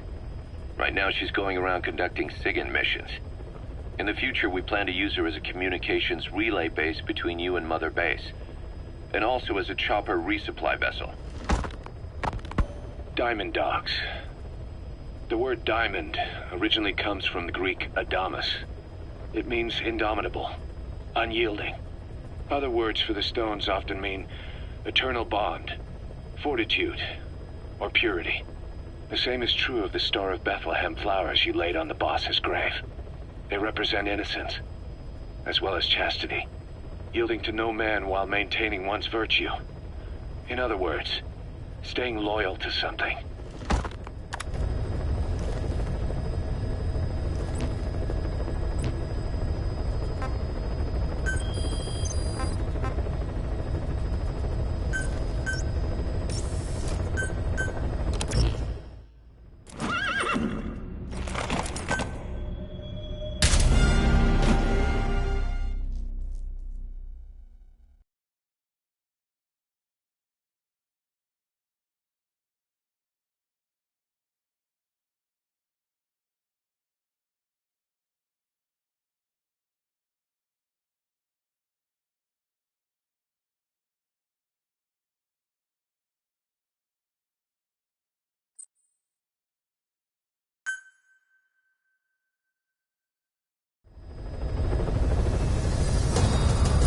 side ops list is comprised of problems we need you to resolve. Objectives to be completed, and information gained from the soldiers and prisoners you've extracted. These aren't missions per se, but if you can take care of them when you're free, I'd appreciate it.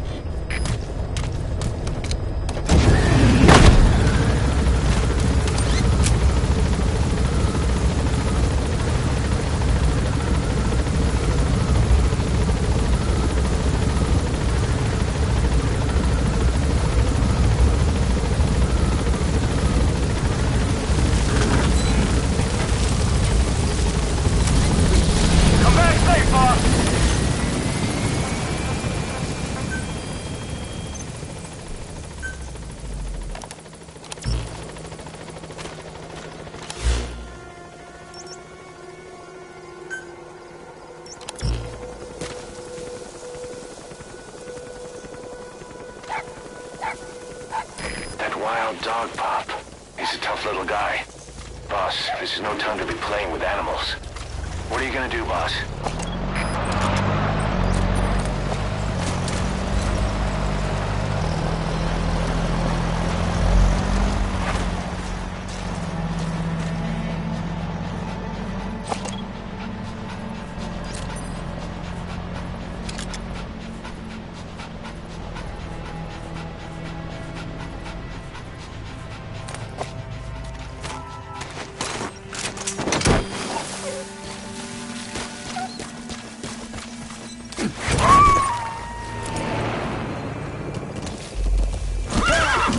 Roger that. We'll pick him up.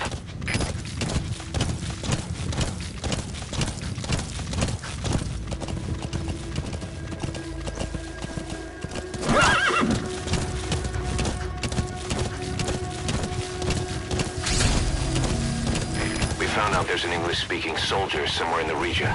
He's a language specialist. His role is to translate information related to the West into Russian. If we can get him to join us, we'll have the upper hand in infantry. That's the target.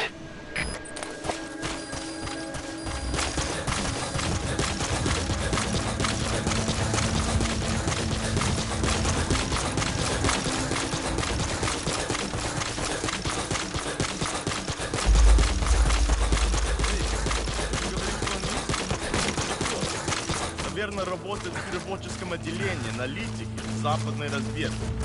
Я часто вижу, у тебя свет опознан. Да, я скачу дальше. Что? Ау, в порядке?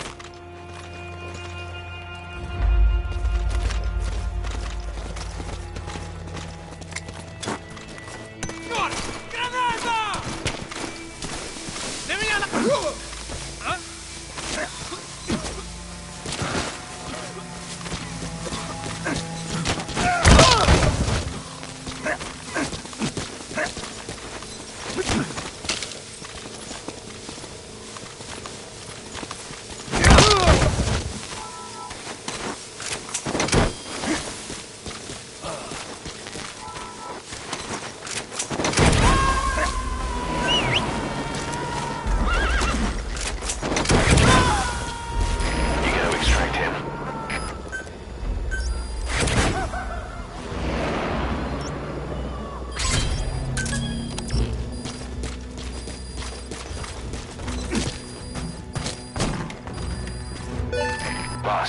That language specialist you extracted has been very cooperative. Says he's always dreamed of living a free life, like folks in the West. What are the odds, huh? I've gone ahead and placed him in the support unit. His job is Russian interpretation. Now you'll know what Soviet soldiers are saying. You can even interrogate them. Should give you an edge in the mission.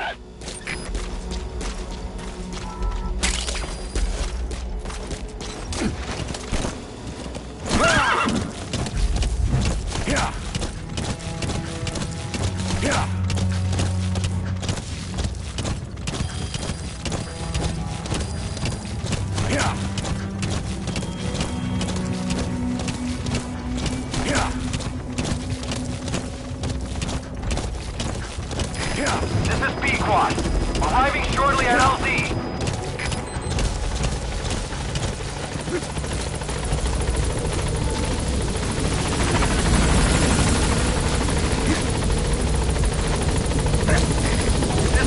Squad. On station at LZ.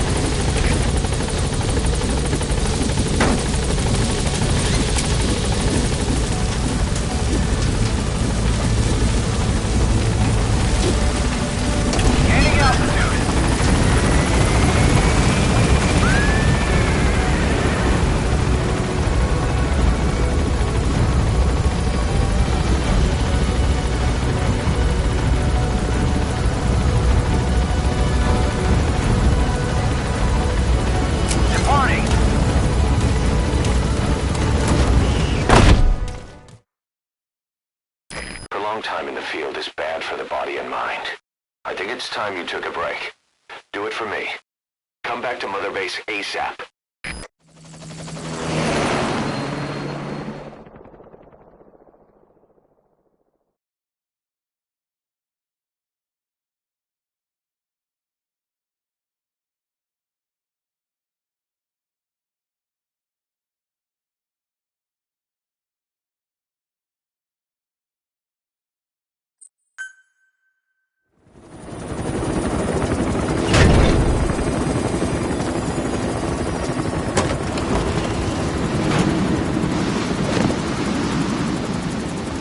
Come back!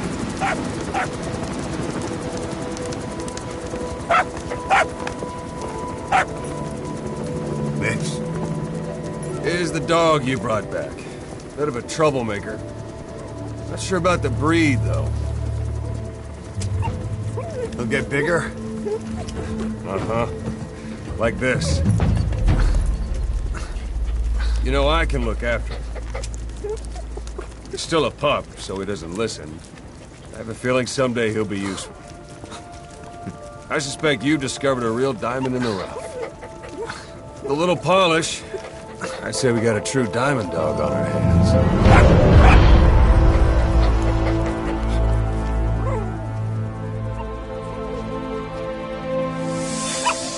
DD, right? Hostile at raising hounds.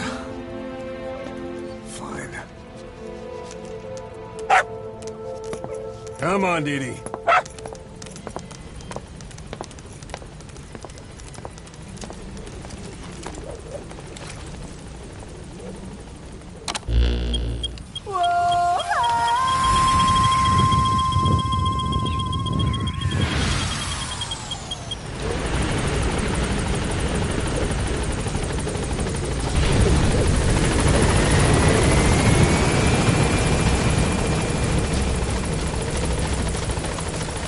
Welcome back, boss.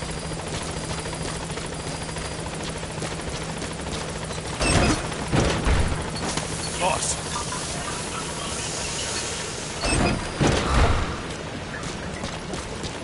Boss! Boss!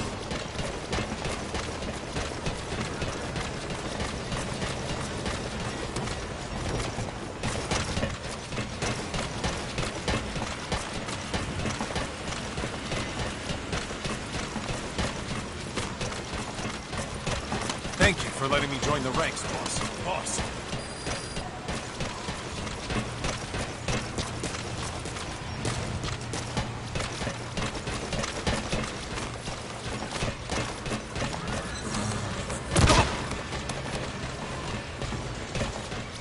Thanks, boss.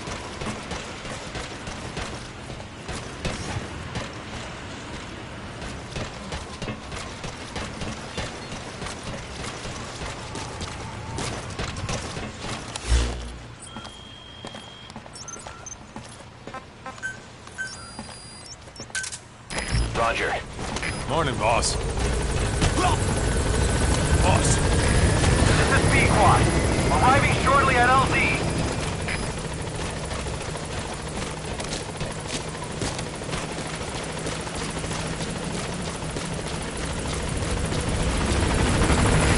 This is B-Quad.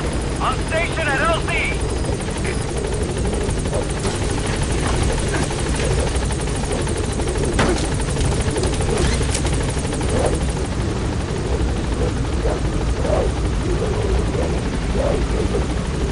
Gaining altitude.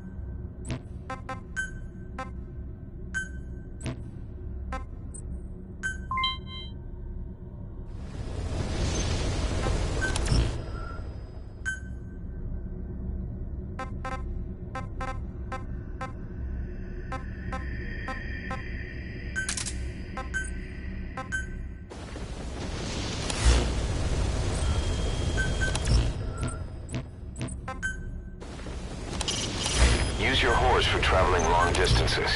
Let us know from your iDroid and we can send him to you.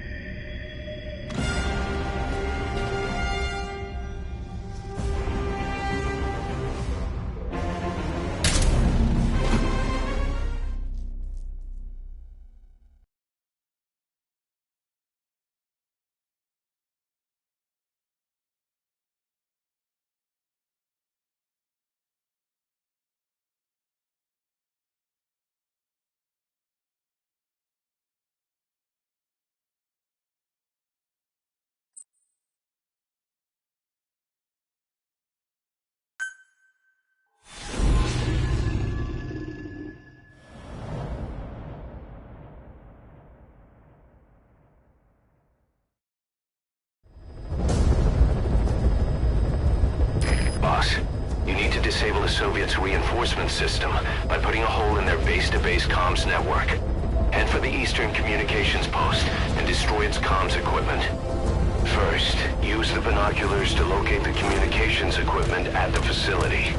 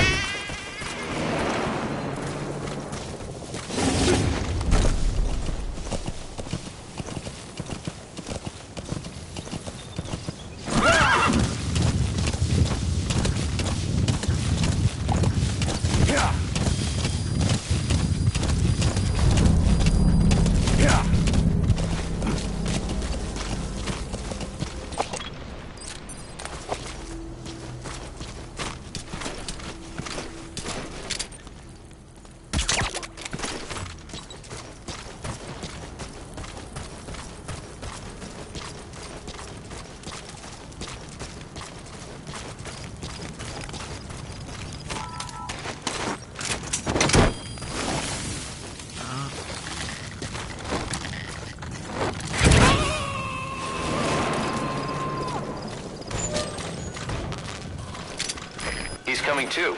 Roger that.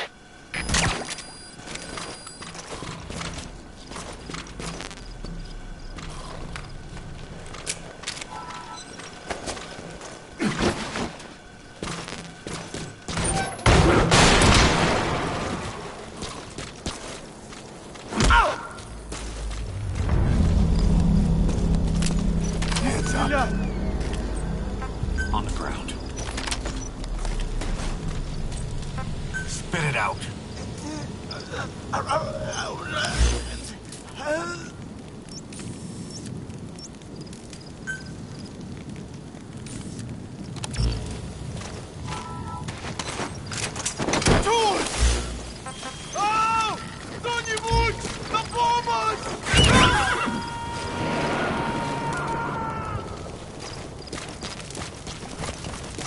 You gotta extract him.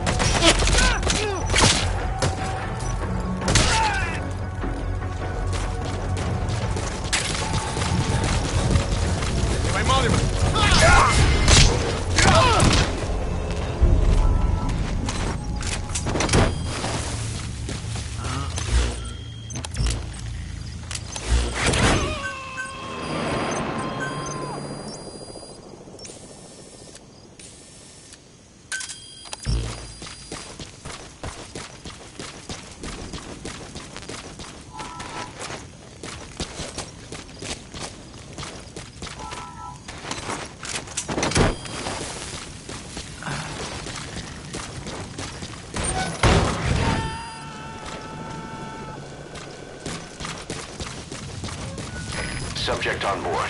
Leave the rest to us.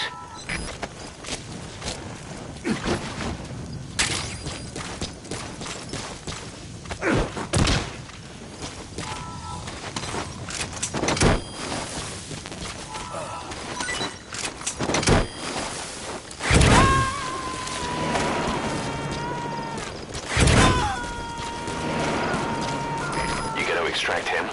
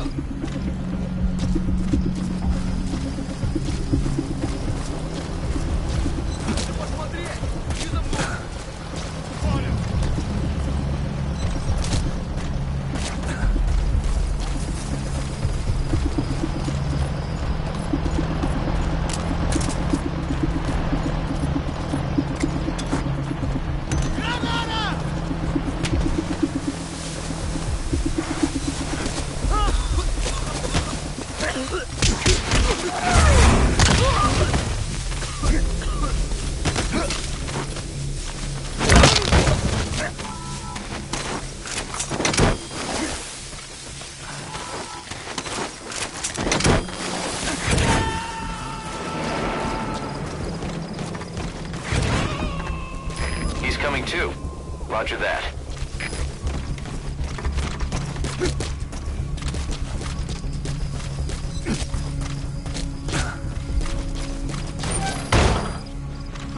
Razor.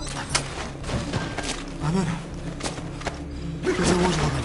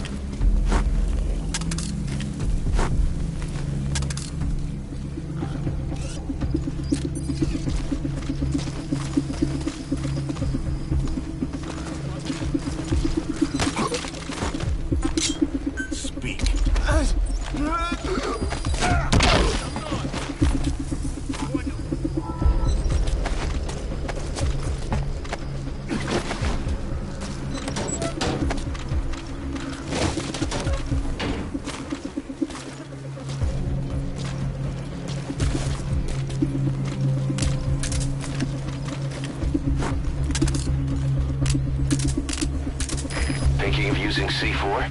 It's an explosive that you detonate by remote control after you've planted it.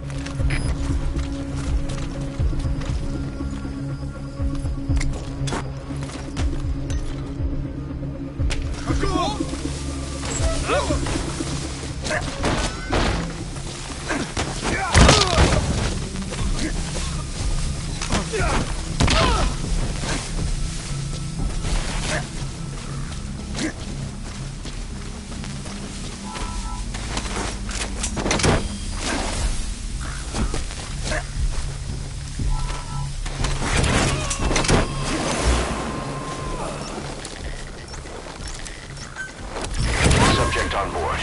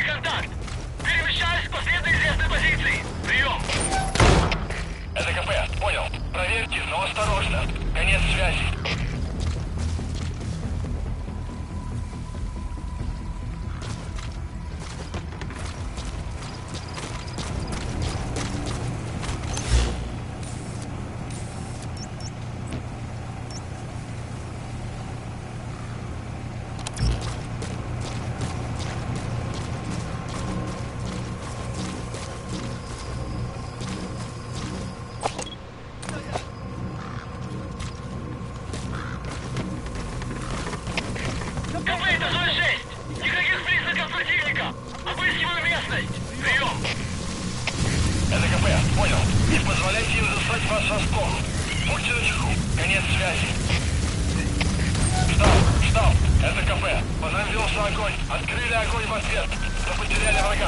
Враг может все еще прятаться поблизости. Соблюдайте осторожность. Прием.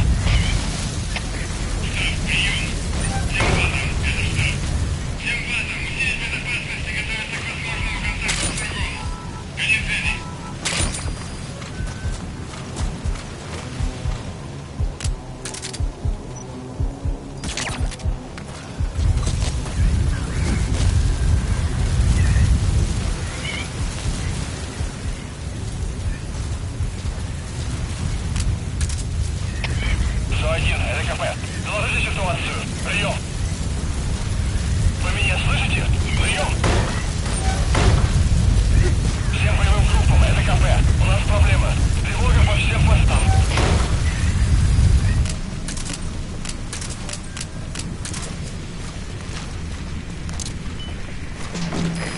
Now get to a safe distance before you set it off. To detonate it, hold the ready button and then press the action button.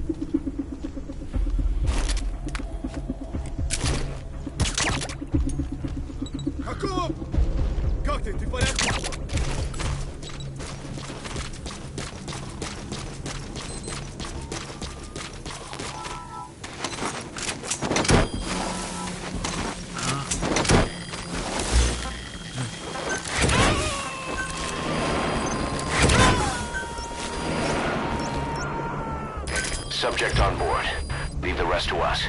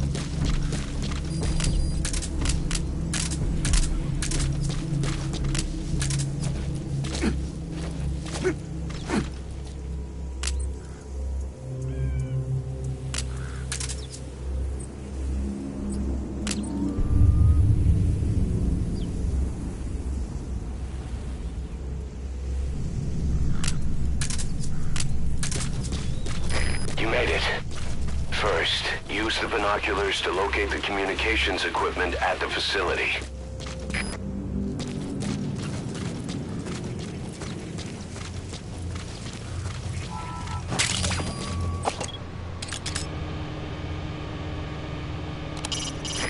First, you have to identify the targets. Recon the site with your binoculars. Once you know where the targets are, take them out. That antenna is one of the targets.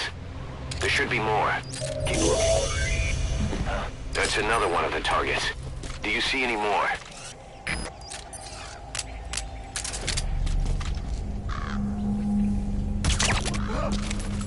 Hey!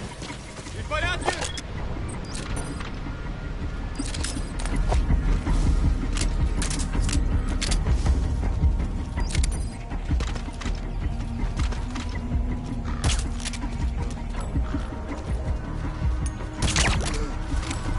Ау! С тобой все в порядке?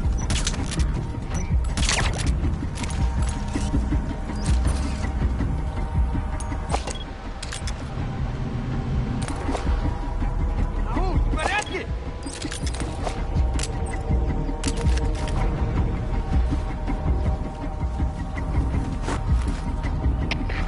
Кафе, это Дмитрий 6. Тут что-то странное. Жду указаний. Прием. Это КП, понял. Усилить безопасность. Повышенная боевая готовность. Конец связи.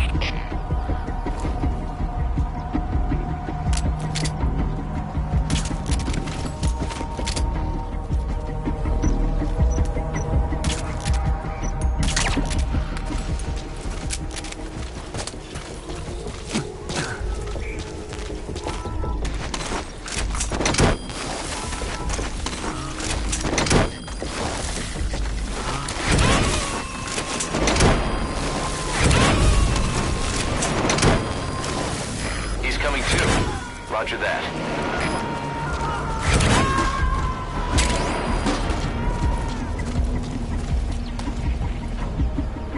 You gonna extract him? КП, это Зоя 6. Воздушный шар только что унес одного из наших. Скорее всего, на базе лазутчик. Мне заняться его поисками? Прием. Это КП, понял. Усилить безопасность и найти нарушителя. Конец связи.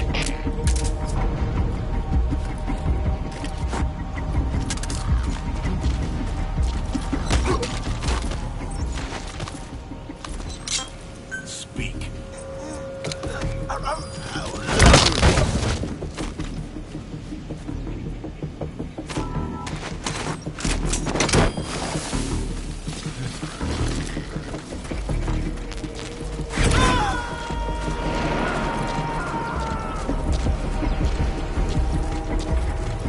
Subject on board. Leave the rest to us. Эй, смотри!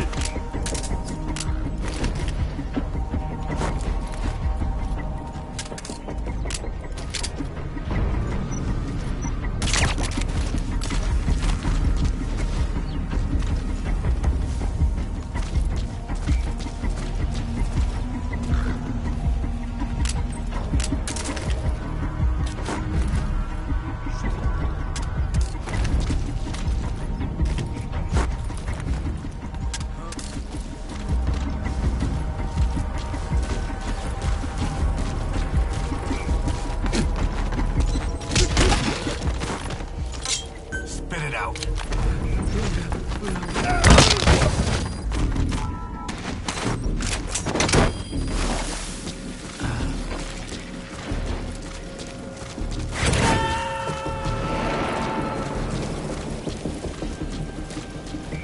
He's coming too. Roger that.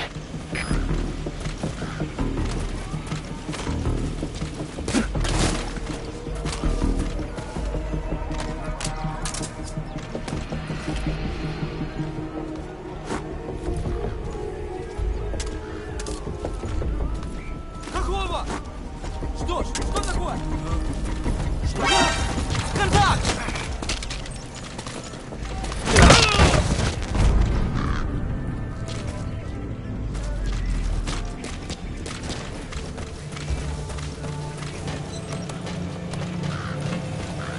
Explosives should take care of them well enough. How you do it is up to you.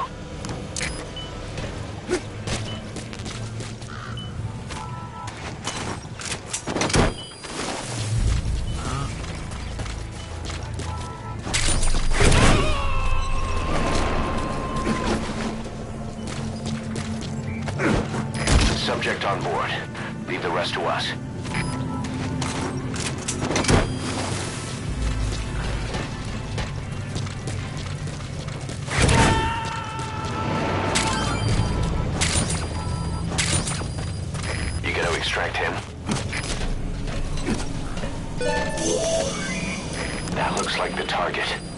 We know where all the antennas are now. Take out all 3 of them. How you do it is your call.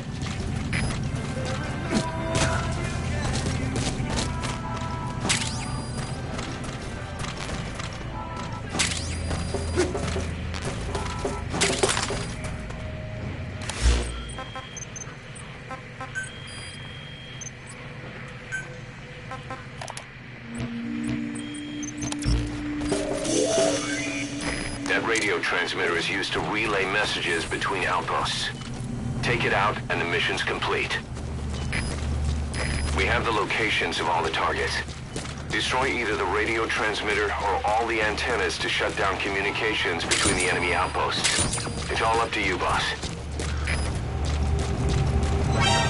Either destroy that or turn it off to shut off all the lights and surveillance cameras in the outpost. But of course, the enemy will realize something's up. If you're gonna do it, be quick.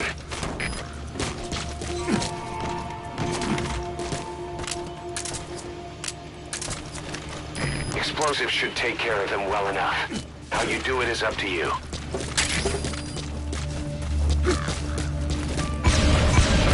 Good work. You've completed your objective. Now get out of the hot zone.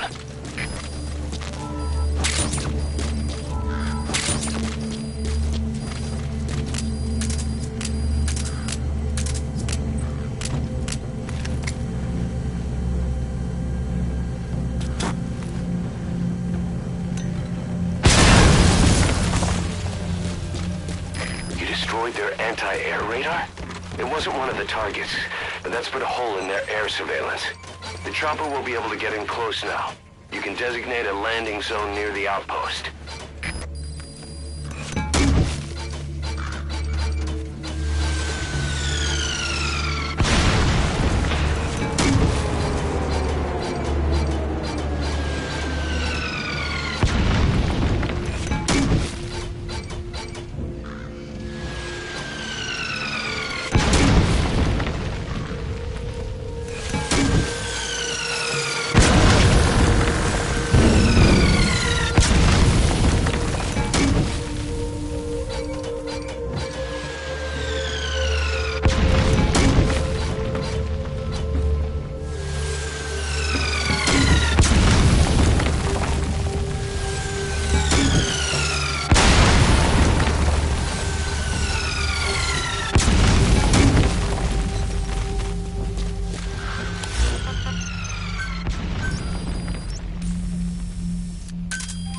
Roger.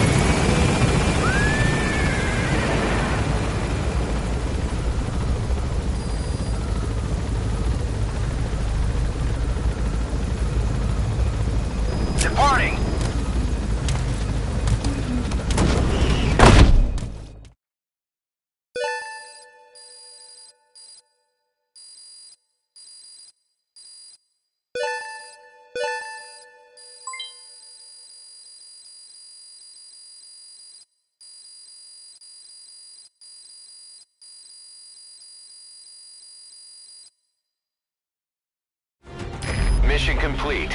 Great work.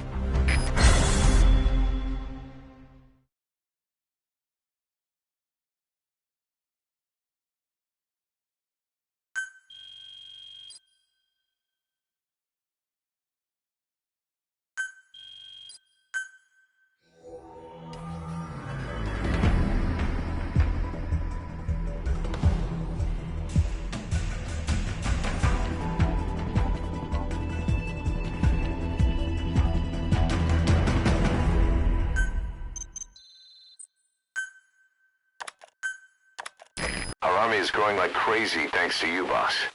In fact, it's getting downright crowded around here. To bring a greater number of people on board, we'll need to expand our facilities. To that end, I've created a base development unit. It has two roles, material refinement and platform construction. I'll start with the material refinement part. The base development unit procures material resources on a regular basis according to its level. The materials are stored in containers and placed on the deck of Mother Base. Once they're finished being processed, they can finally be put to use. By using these materials to build new platforms, we'll be able to add a greater number of staff to our ranks. We don't need any specific instructions from you to refine the materials, but I want you to be the one to decide how we construct platforms. Once we have sufficient GMP and the required material resources, you can issue construction orders from your iDroid.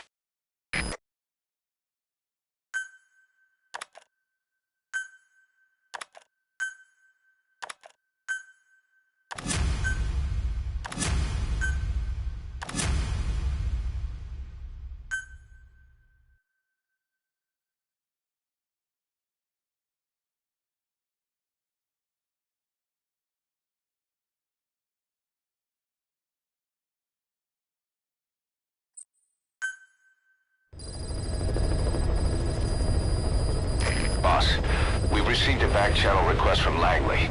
We're to find a piece of new American military hardware that's gone missing in the mountains of Afghanistan.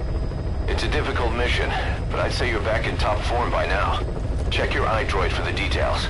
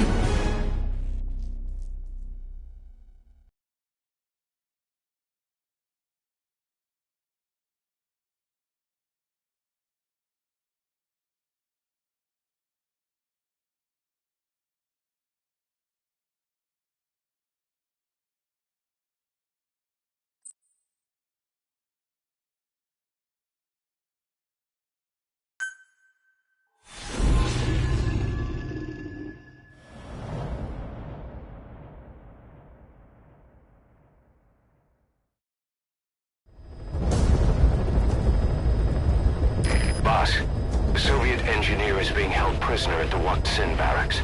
You need to find him and get him out. He tried to defect from the base camp up north, but it didn't work out. Now they're holding him at Wak Sin.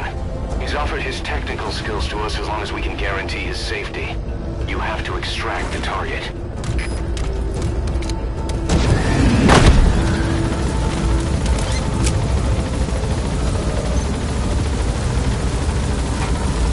Boss, your target just happens to be the man who developed your prosthetic hand. And he's the only one capable of maintaining it. If we bring him in, I'm sure he'll be able to modify it in all kinds of ways as well. Be careful down there, boss.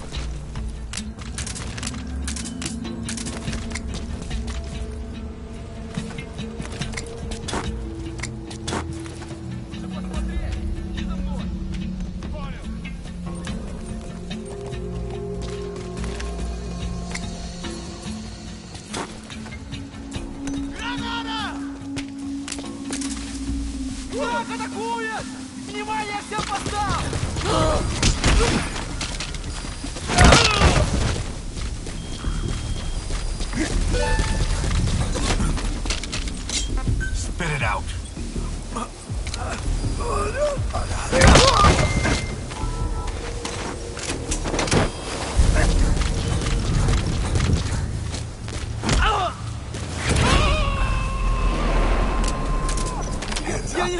хочу умирать! Speak. He's coming too. Roger that.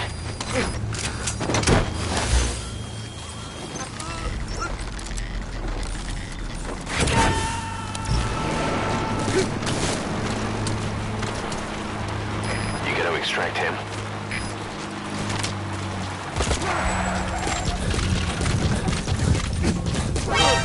Контакт!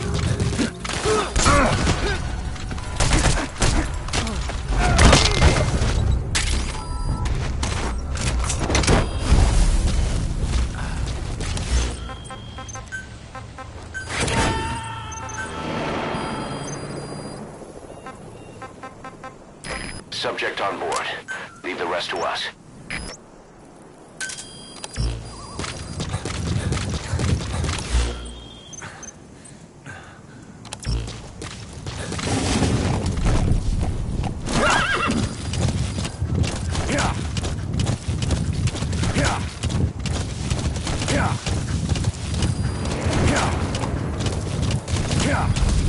That's the Waksin barracks.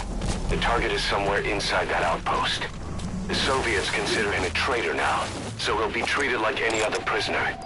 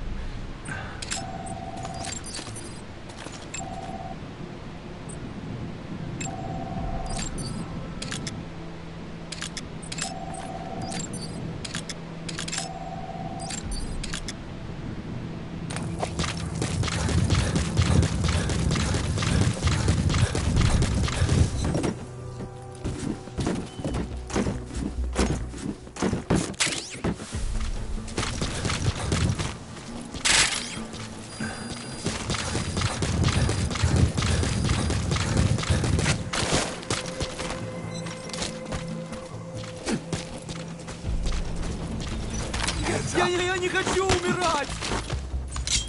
Speak. Great. Updated the info on your iDroid. Take a look. I hope he's all right.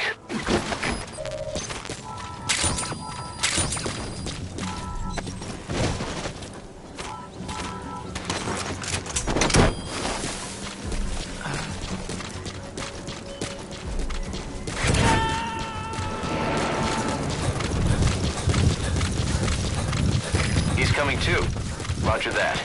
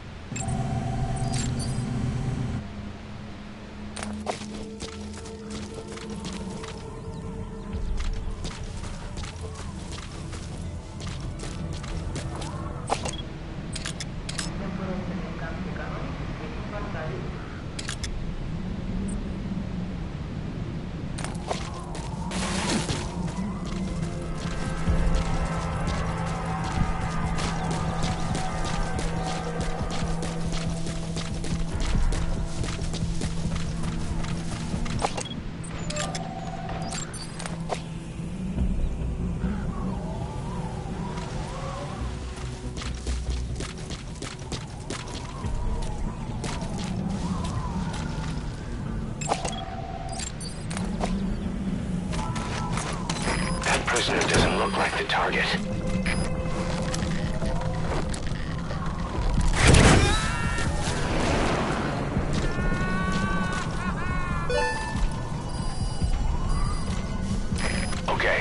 subject is in.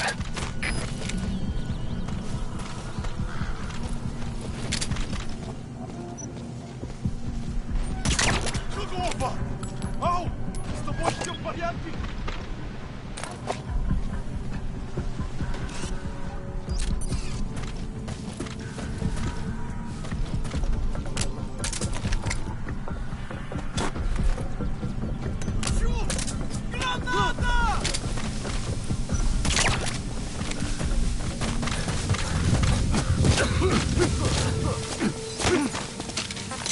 Spit it out.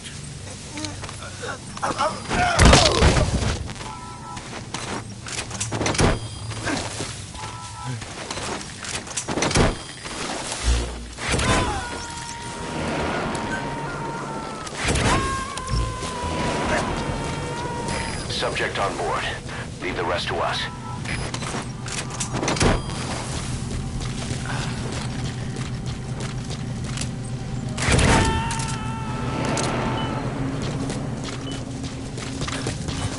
You gotta extract him.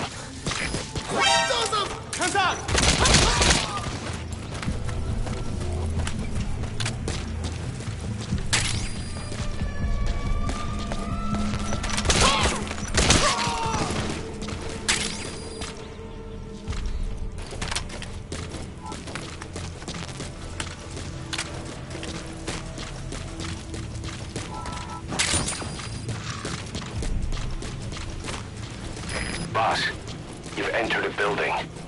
Always keep an escape route in mind when you head indoors. If you get surrounded, you'll have nowhere to run.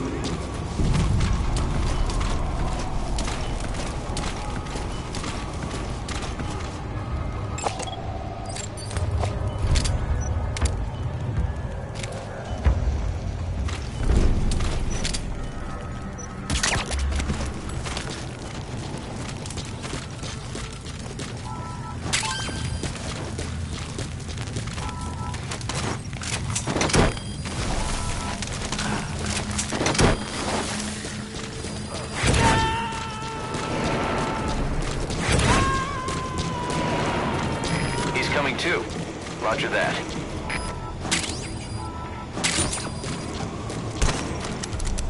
Я хочу домой. Домой. Я хочу домой. Домой.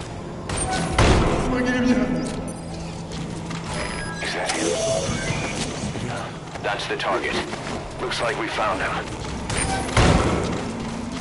Протез. Я его сделал. Это мой шедевр. Great. If there's nothing in the way overhead, you should be able to move, man. Это скучно. Я специалист по бионике. Я создаю биомеханические гибриды. Враг! Можно сказать, что это не протез.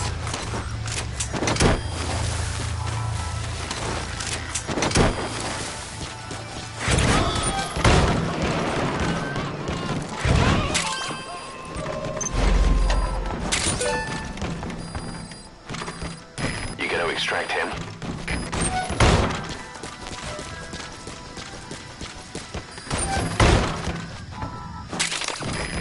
material.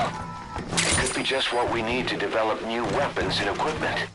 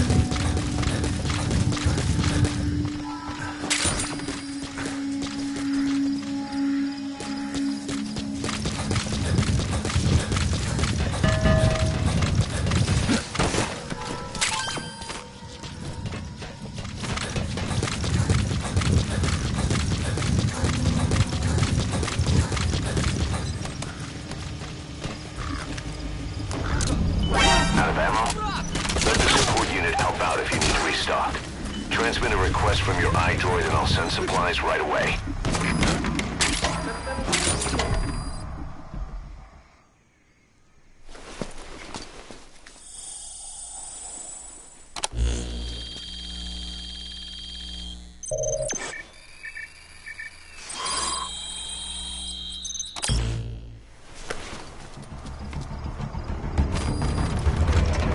You got an intel file. Unfortunately, there's nothing new in it.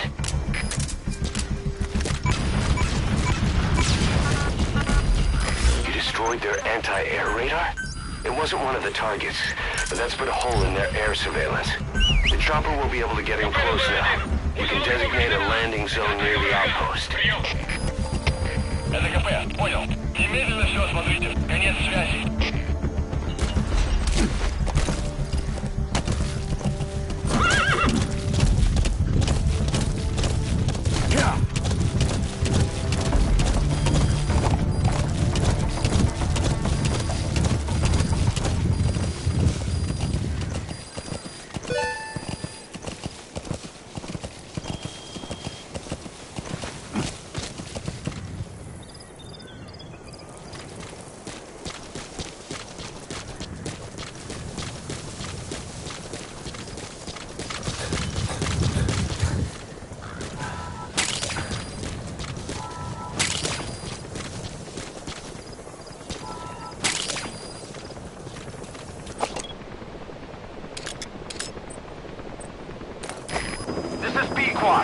Arriving shortly at LZ.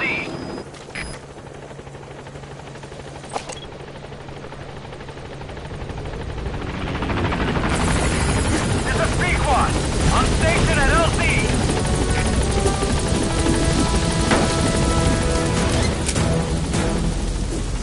Gaining altitude.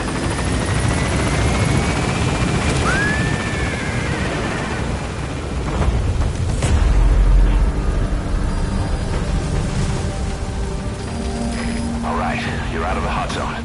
No enemy forces in pursuit. Mission complete.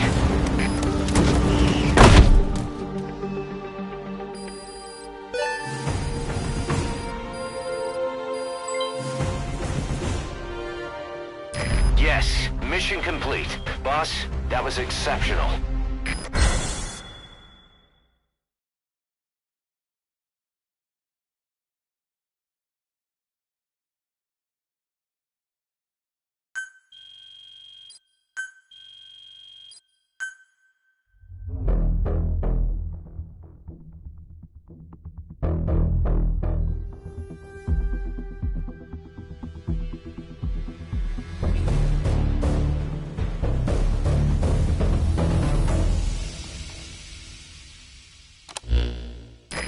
engineer we rescued has been extremely cooperative. The guys on the R&D team are glad to have him aboard. Thing is, his specialty isn't mechanics, but something called bionics, engineering based on biology. He's already submitted a proposal for modifying your prosthetic arm. If you're interested, go ahead and give the development order.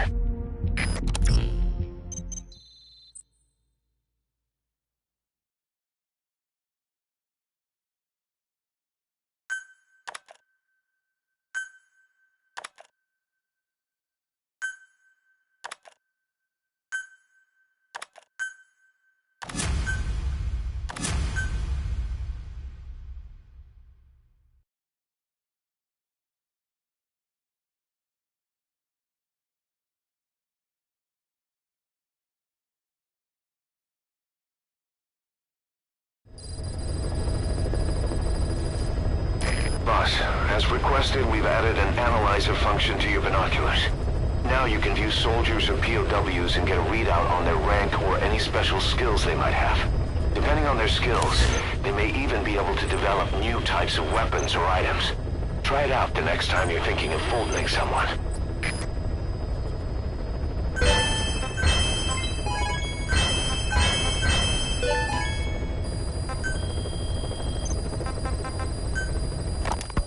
This war, the Kremlin never expected to have this much trouble against the Mujahideen. Afghanistan is a tribal society. Tradition demands that its people stand up to any outsiders who set foot on their land. With the honor of their people at stake, they have everything to fight for. No matter how hard the Soviets hit them, they continue to appear out of nowhere, striking back, then vanishing again. But there's one thing even the Mujahideen fear. Every last one of them. The Soviet gunships. They're highly maneuverable and equipped with massive firepower. Plus, the underside of the fuselage is heavily armored. The Mujahideen can barely scratch them with their small arms. Anyone who hangs around gets mowed down by the gunship's heavy machine guns. This new honeybee weapon that was given to the Hamid fighters, it's no doubt something to help them strike back against the gunships, which makes it a weapon that could change the course of the war. Those guerrilla fighters known as Mujahideen don't actually belong to a single organization. Afghanistan is a multi-ethnic country. You've got the Pashtuns, the Tajiks, Uzbeks, Hazaras, and each of them is split into their own tribes, large and small. Each ethnicity has several rebel organizations that their various tribes gather under. They're united under the banner of jihad, but that doesn't mean they work like a single standing army. Just look at the area around Smasi Fort. A lot of Tajiks used to live there, but they fled after the Soviets started their Scorched Earth campaign. With the area uninhabited, the Hamid fighters, who are Pashtun, decided to move in. The Hamids are based out of the city of Peshawar. We passed through it on the western edge of Pakistan. The Pashtun people have long lived in Afghanistan and western Pakistan. They used to travel back and forth frequently. Then Britain went and established the border that still stands today. The Hamid fighters get generous support from the Pakistani government. The government wants to use them to secure influence over Afghanistan. Their liaison with the Hamids is Inter-Services Intelligence, and behind the ISI, you have the CIA. That's probably how the honeybee ended up in the hands of the Hamid men.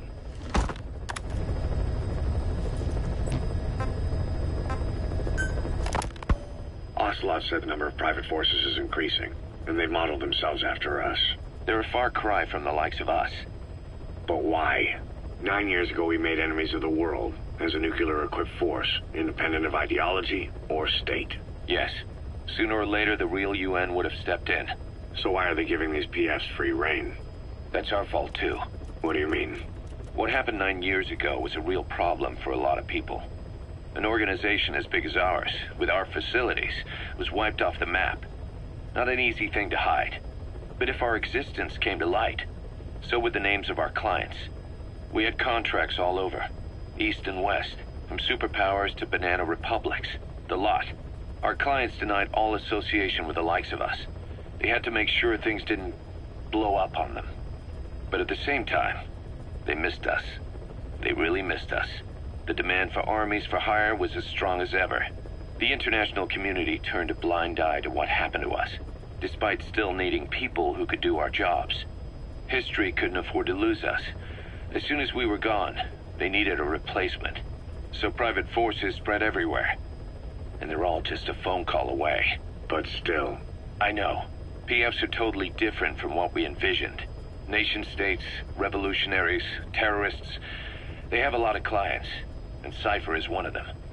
Cypher stays anonymous, but I know their work when I see it. In the eyes of those clients, the world's PFs are all just expendable pawns. The clients don't have to worry about losing their own men.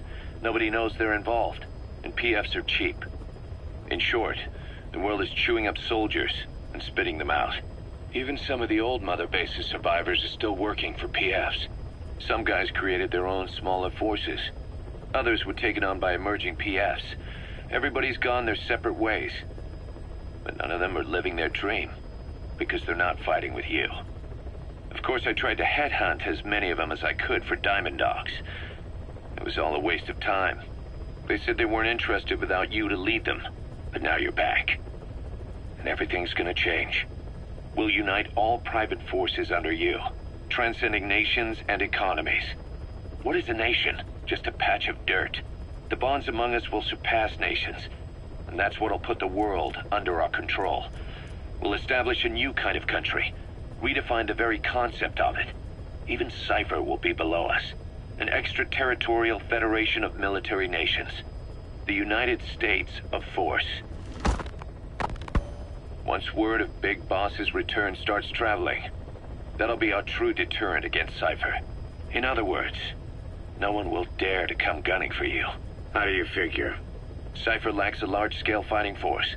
PFs are the perfect tool for them. But those PFs revere you, the legendary Big Boss. If Cypher killed you now, they wouldn't take it lying down.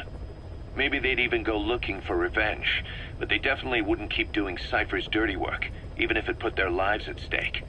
That's why it's no longer a benefit to Cypher to get rid of you. The very fact that you're alive is our greatest defense against Cypher. Nice to know. It'll buy us some time while we get back to full strength. Just keep in mind that what I'm saying is generalizing a lot. In practice, the PFs around the world don't know your face. Just declaring that you're Big Boss won't be enough to convince them. And if they see you as an enemy, they'll come at you with everything they've got. Some hero. That's why you need to bring them back to Mother Base. Show them on your terms that you really are the one and only Big Boss. Once you've proven that, they won't hesitate to join us.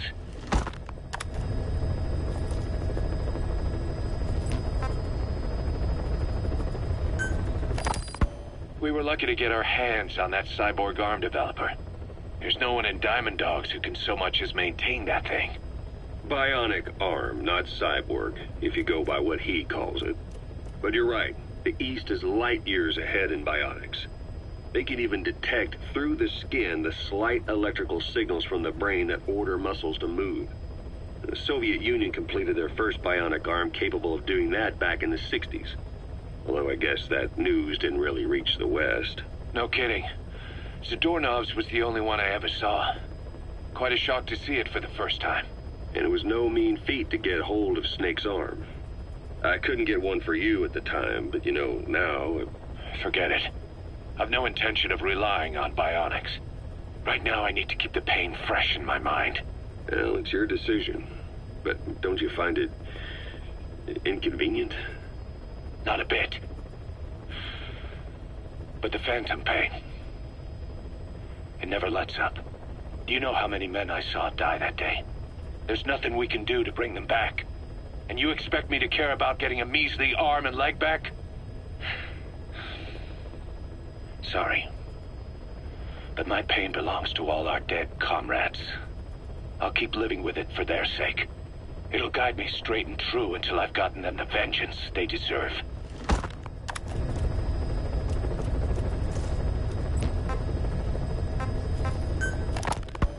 Snake, do you remember Amanda? Yeah, I do. Their revolution was a success. Somoza resigned, and Nicaragua has a new government. Amanda's really working hard for her country to be reborn. Good for them. She says she wishes Chico could be there. That revolution was the dream. For Amanda. For Chico. And their father. That chopper was no place for Chico to die. I'd like to at least think history will remember his part in the revolution. When you pick up a gun, there's always a chance you'll die for nothing. He knew that as well as the rest. Now that he's gone, it's up to the rest of us to decide what it was all worth. If we don't, there's nothing to prove that Chico ever lived at all. We're his mark on the world. Amanda told us that Strangelove contacted her after the revolutionaries came to power in Nicaragua. Strangelove, the AI researcher from Mother Base? I remember her. We'd lost touch with her, till Amanda heard from her out of the blue. She told Amanda she wanted to salvage Peace Walker's drive parts, or something from the bottom of Lake Nicaragua. Amanda passed the request on to her friends in the new administration. She's a national hero now, after all. So Strangelove got a Soviet military aircraft to transport something to somewhere. But apparently the cargo wasn't big enough to have been Peace Walker itself. So what was it? Who knows? We recovered Peace Walker's nuclear warhead ourselves 9 years ago. What could Strangelove have been after? Amanda said she didn't mention what her reason was or where she was headed. Nicaragua is a socialist state now. With Amanda vouching for her, the government didn't feel the need to concern itself with the details. All Strangelove told Amanda was that she was going to continue her research, and that the rest was a secret. Right before the attack, Huey was in the control tower to prepare for the inspectors. He was with them when it all went down. The control tower collapsed with the rest of it strut. His body was never recovered, but he was the one who met the inspection party when they arrived. And he was the one who showed the nuclear inspectors to the tower. You remember the way it went. First he recommends we agree to the inspection, then he gives them the okay without our permission, all the time acting as if he was doing us a favor. On top of that, he even had the guards disarmed that day. It would send the wrong message, he said. Whatever the angle, it all leads back to Huey. I curse my own stupidity for not realizing sooner. Huey escaped with that unit by chopper. I've been hunting him for 9 long years. The other reason I was operating around Afghanistan was to dig up his location. Huey's in Afghanistan? Yes, and I have a good idea where. Now we just wait for the right moment. This time, we'll be the ones using him. He's going to tell us who our guests really were that used a fake nuclear inspection to blast our home into the ocean.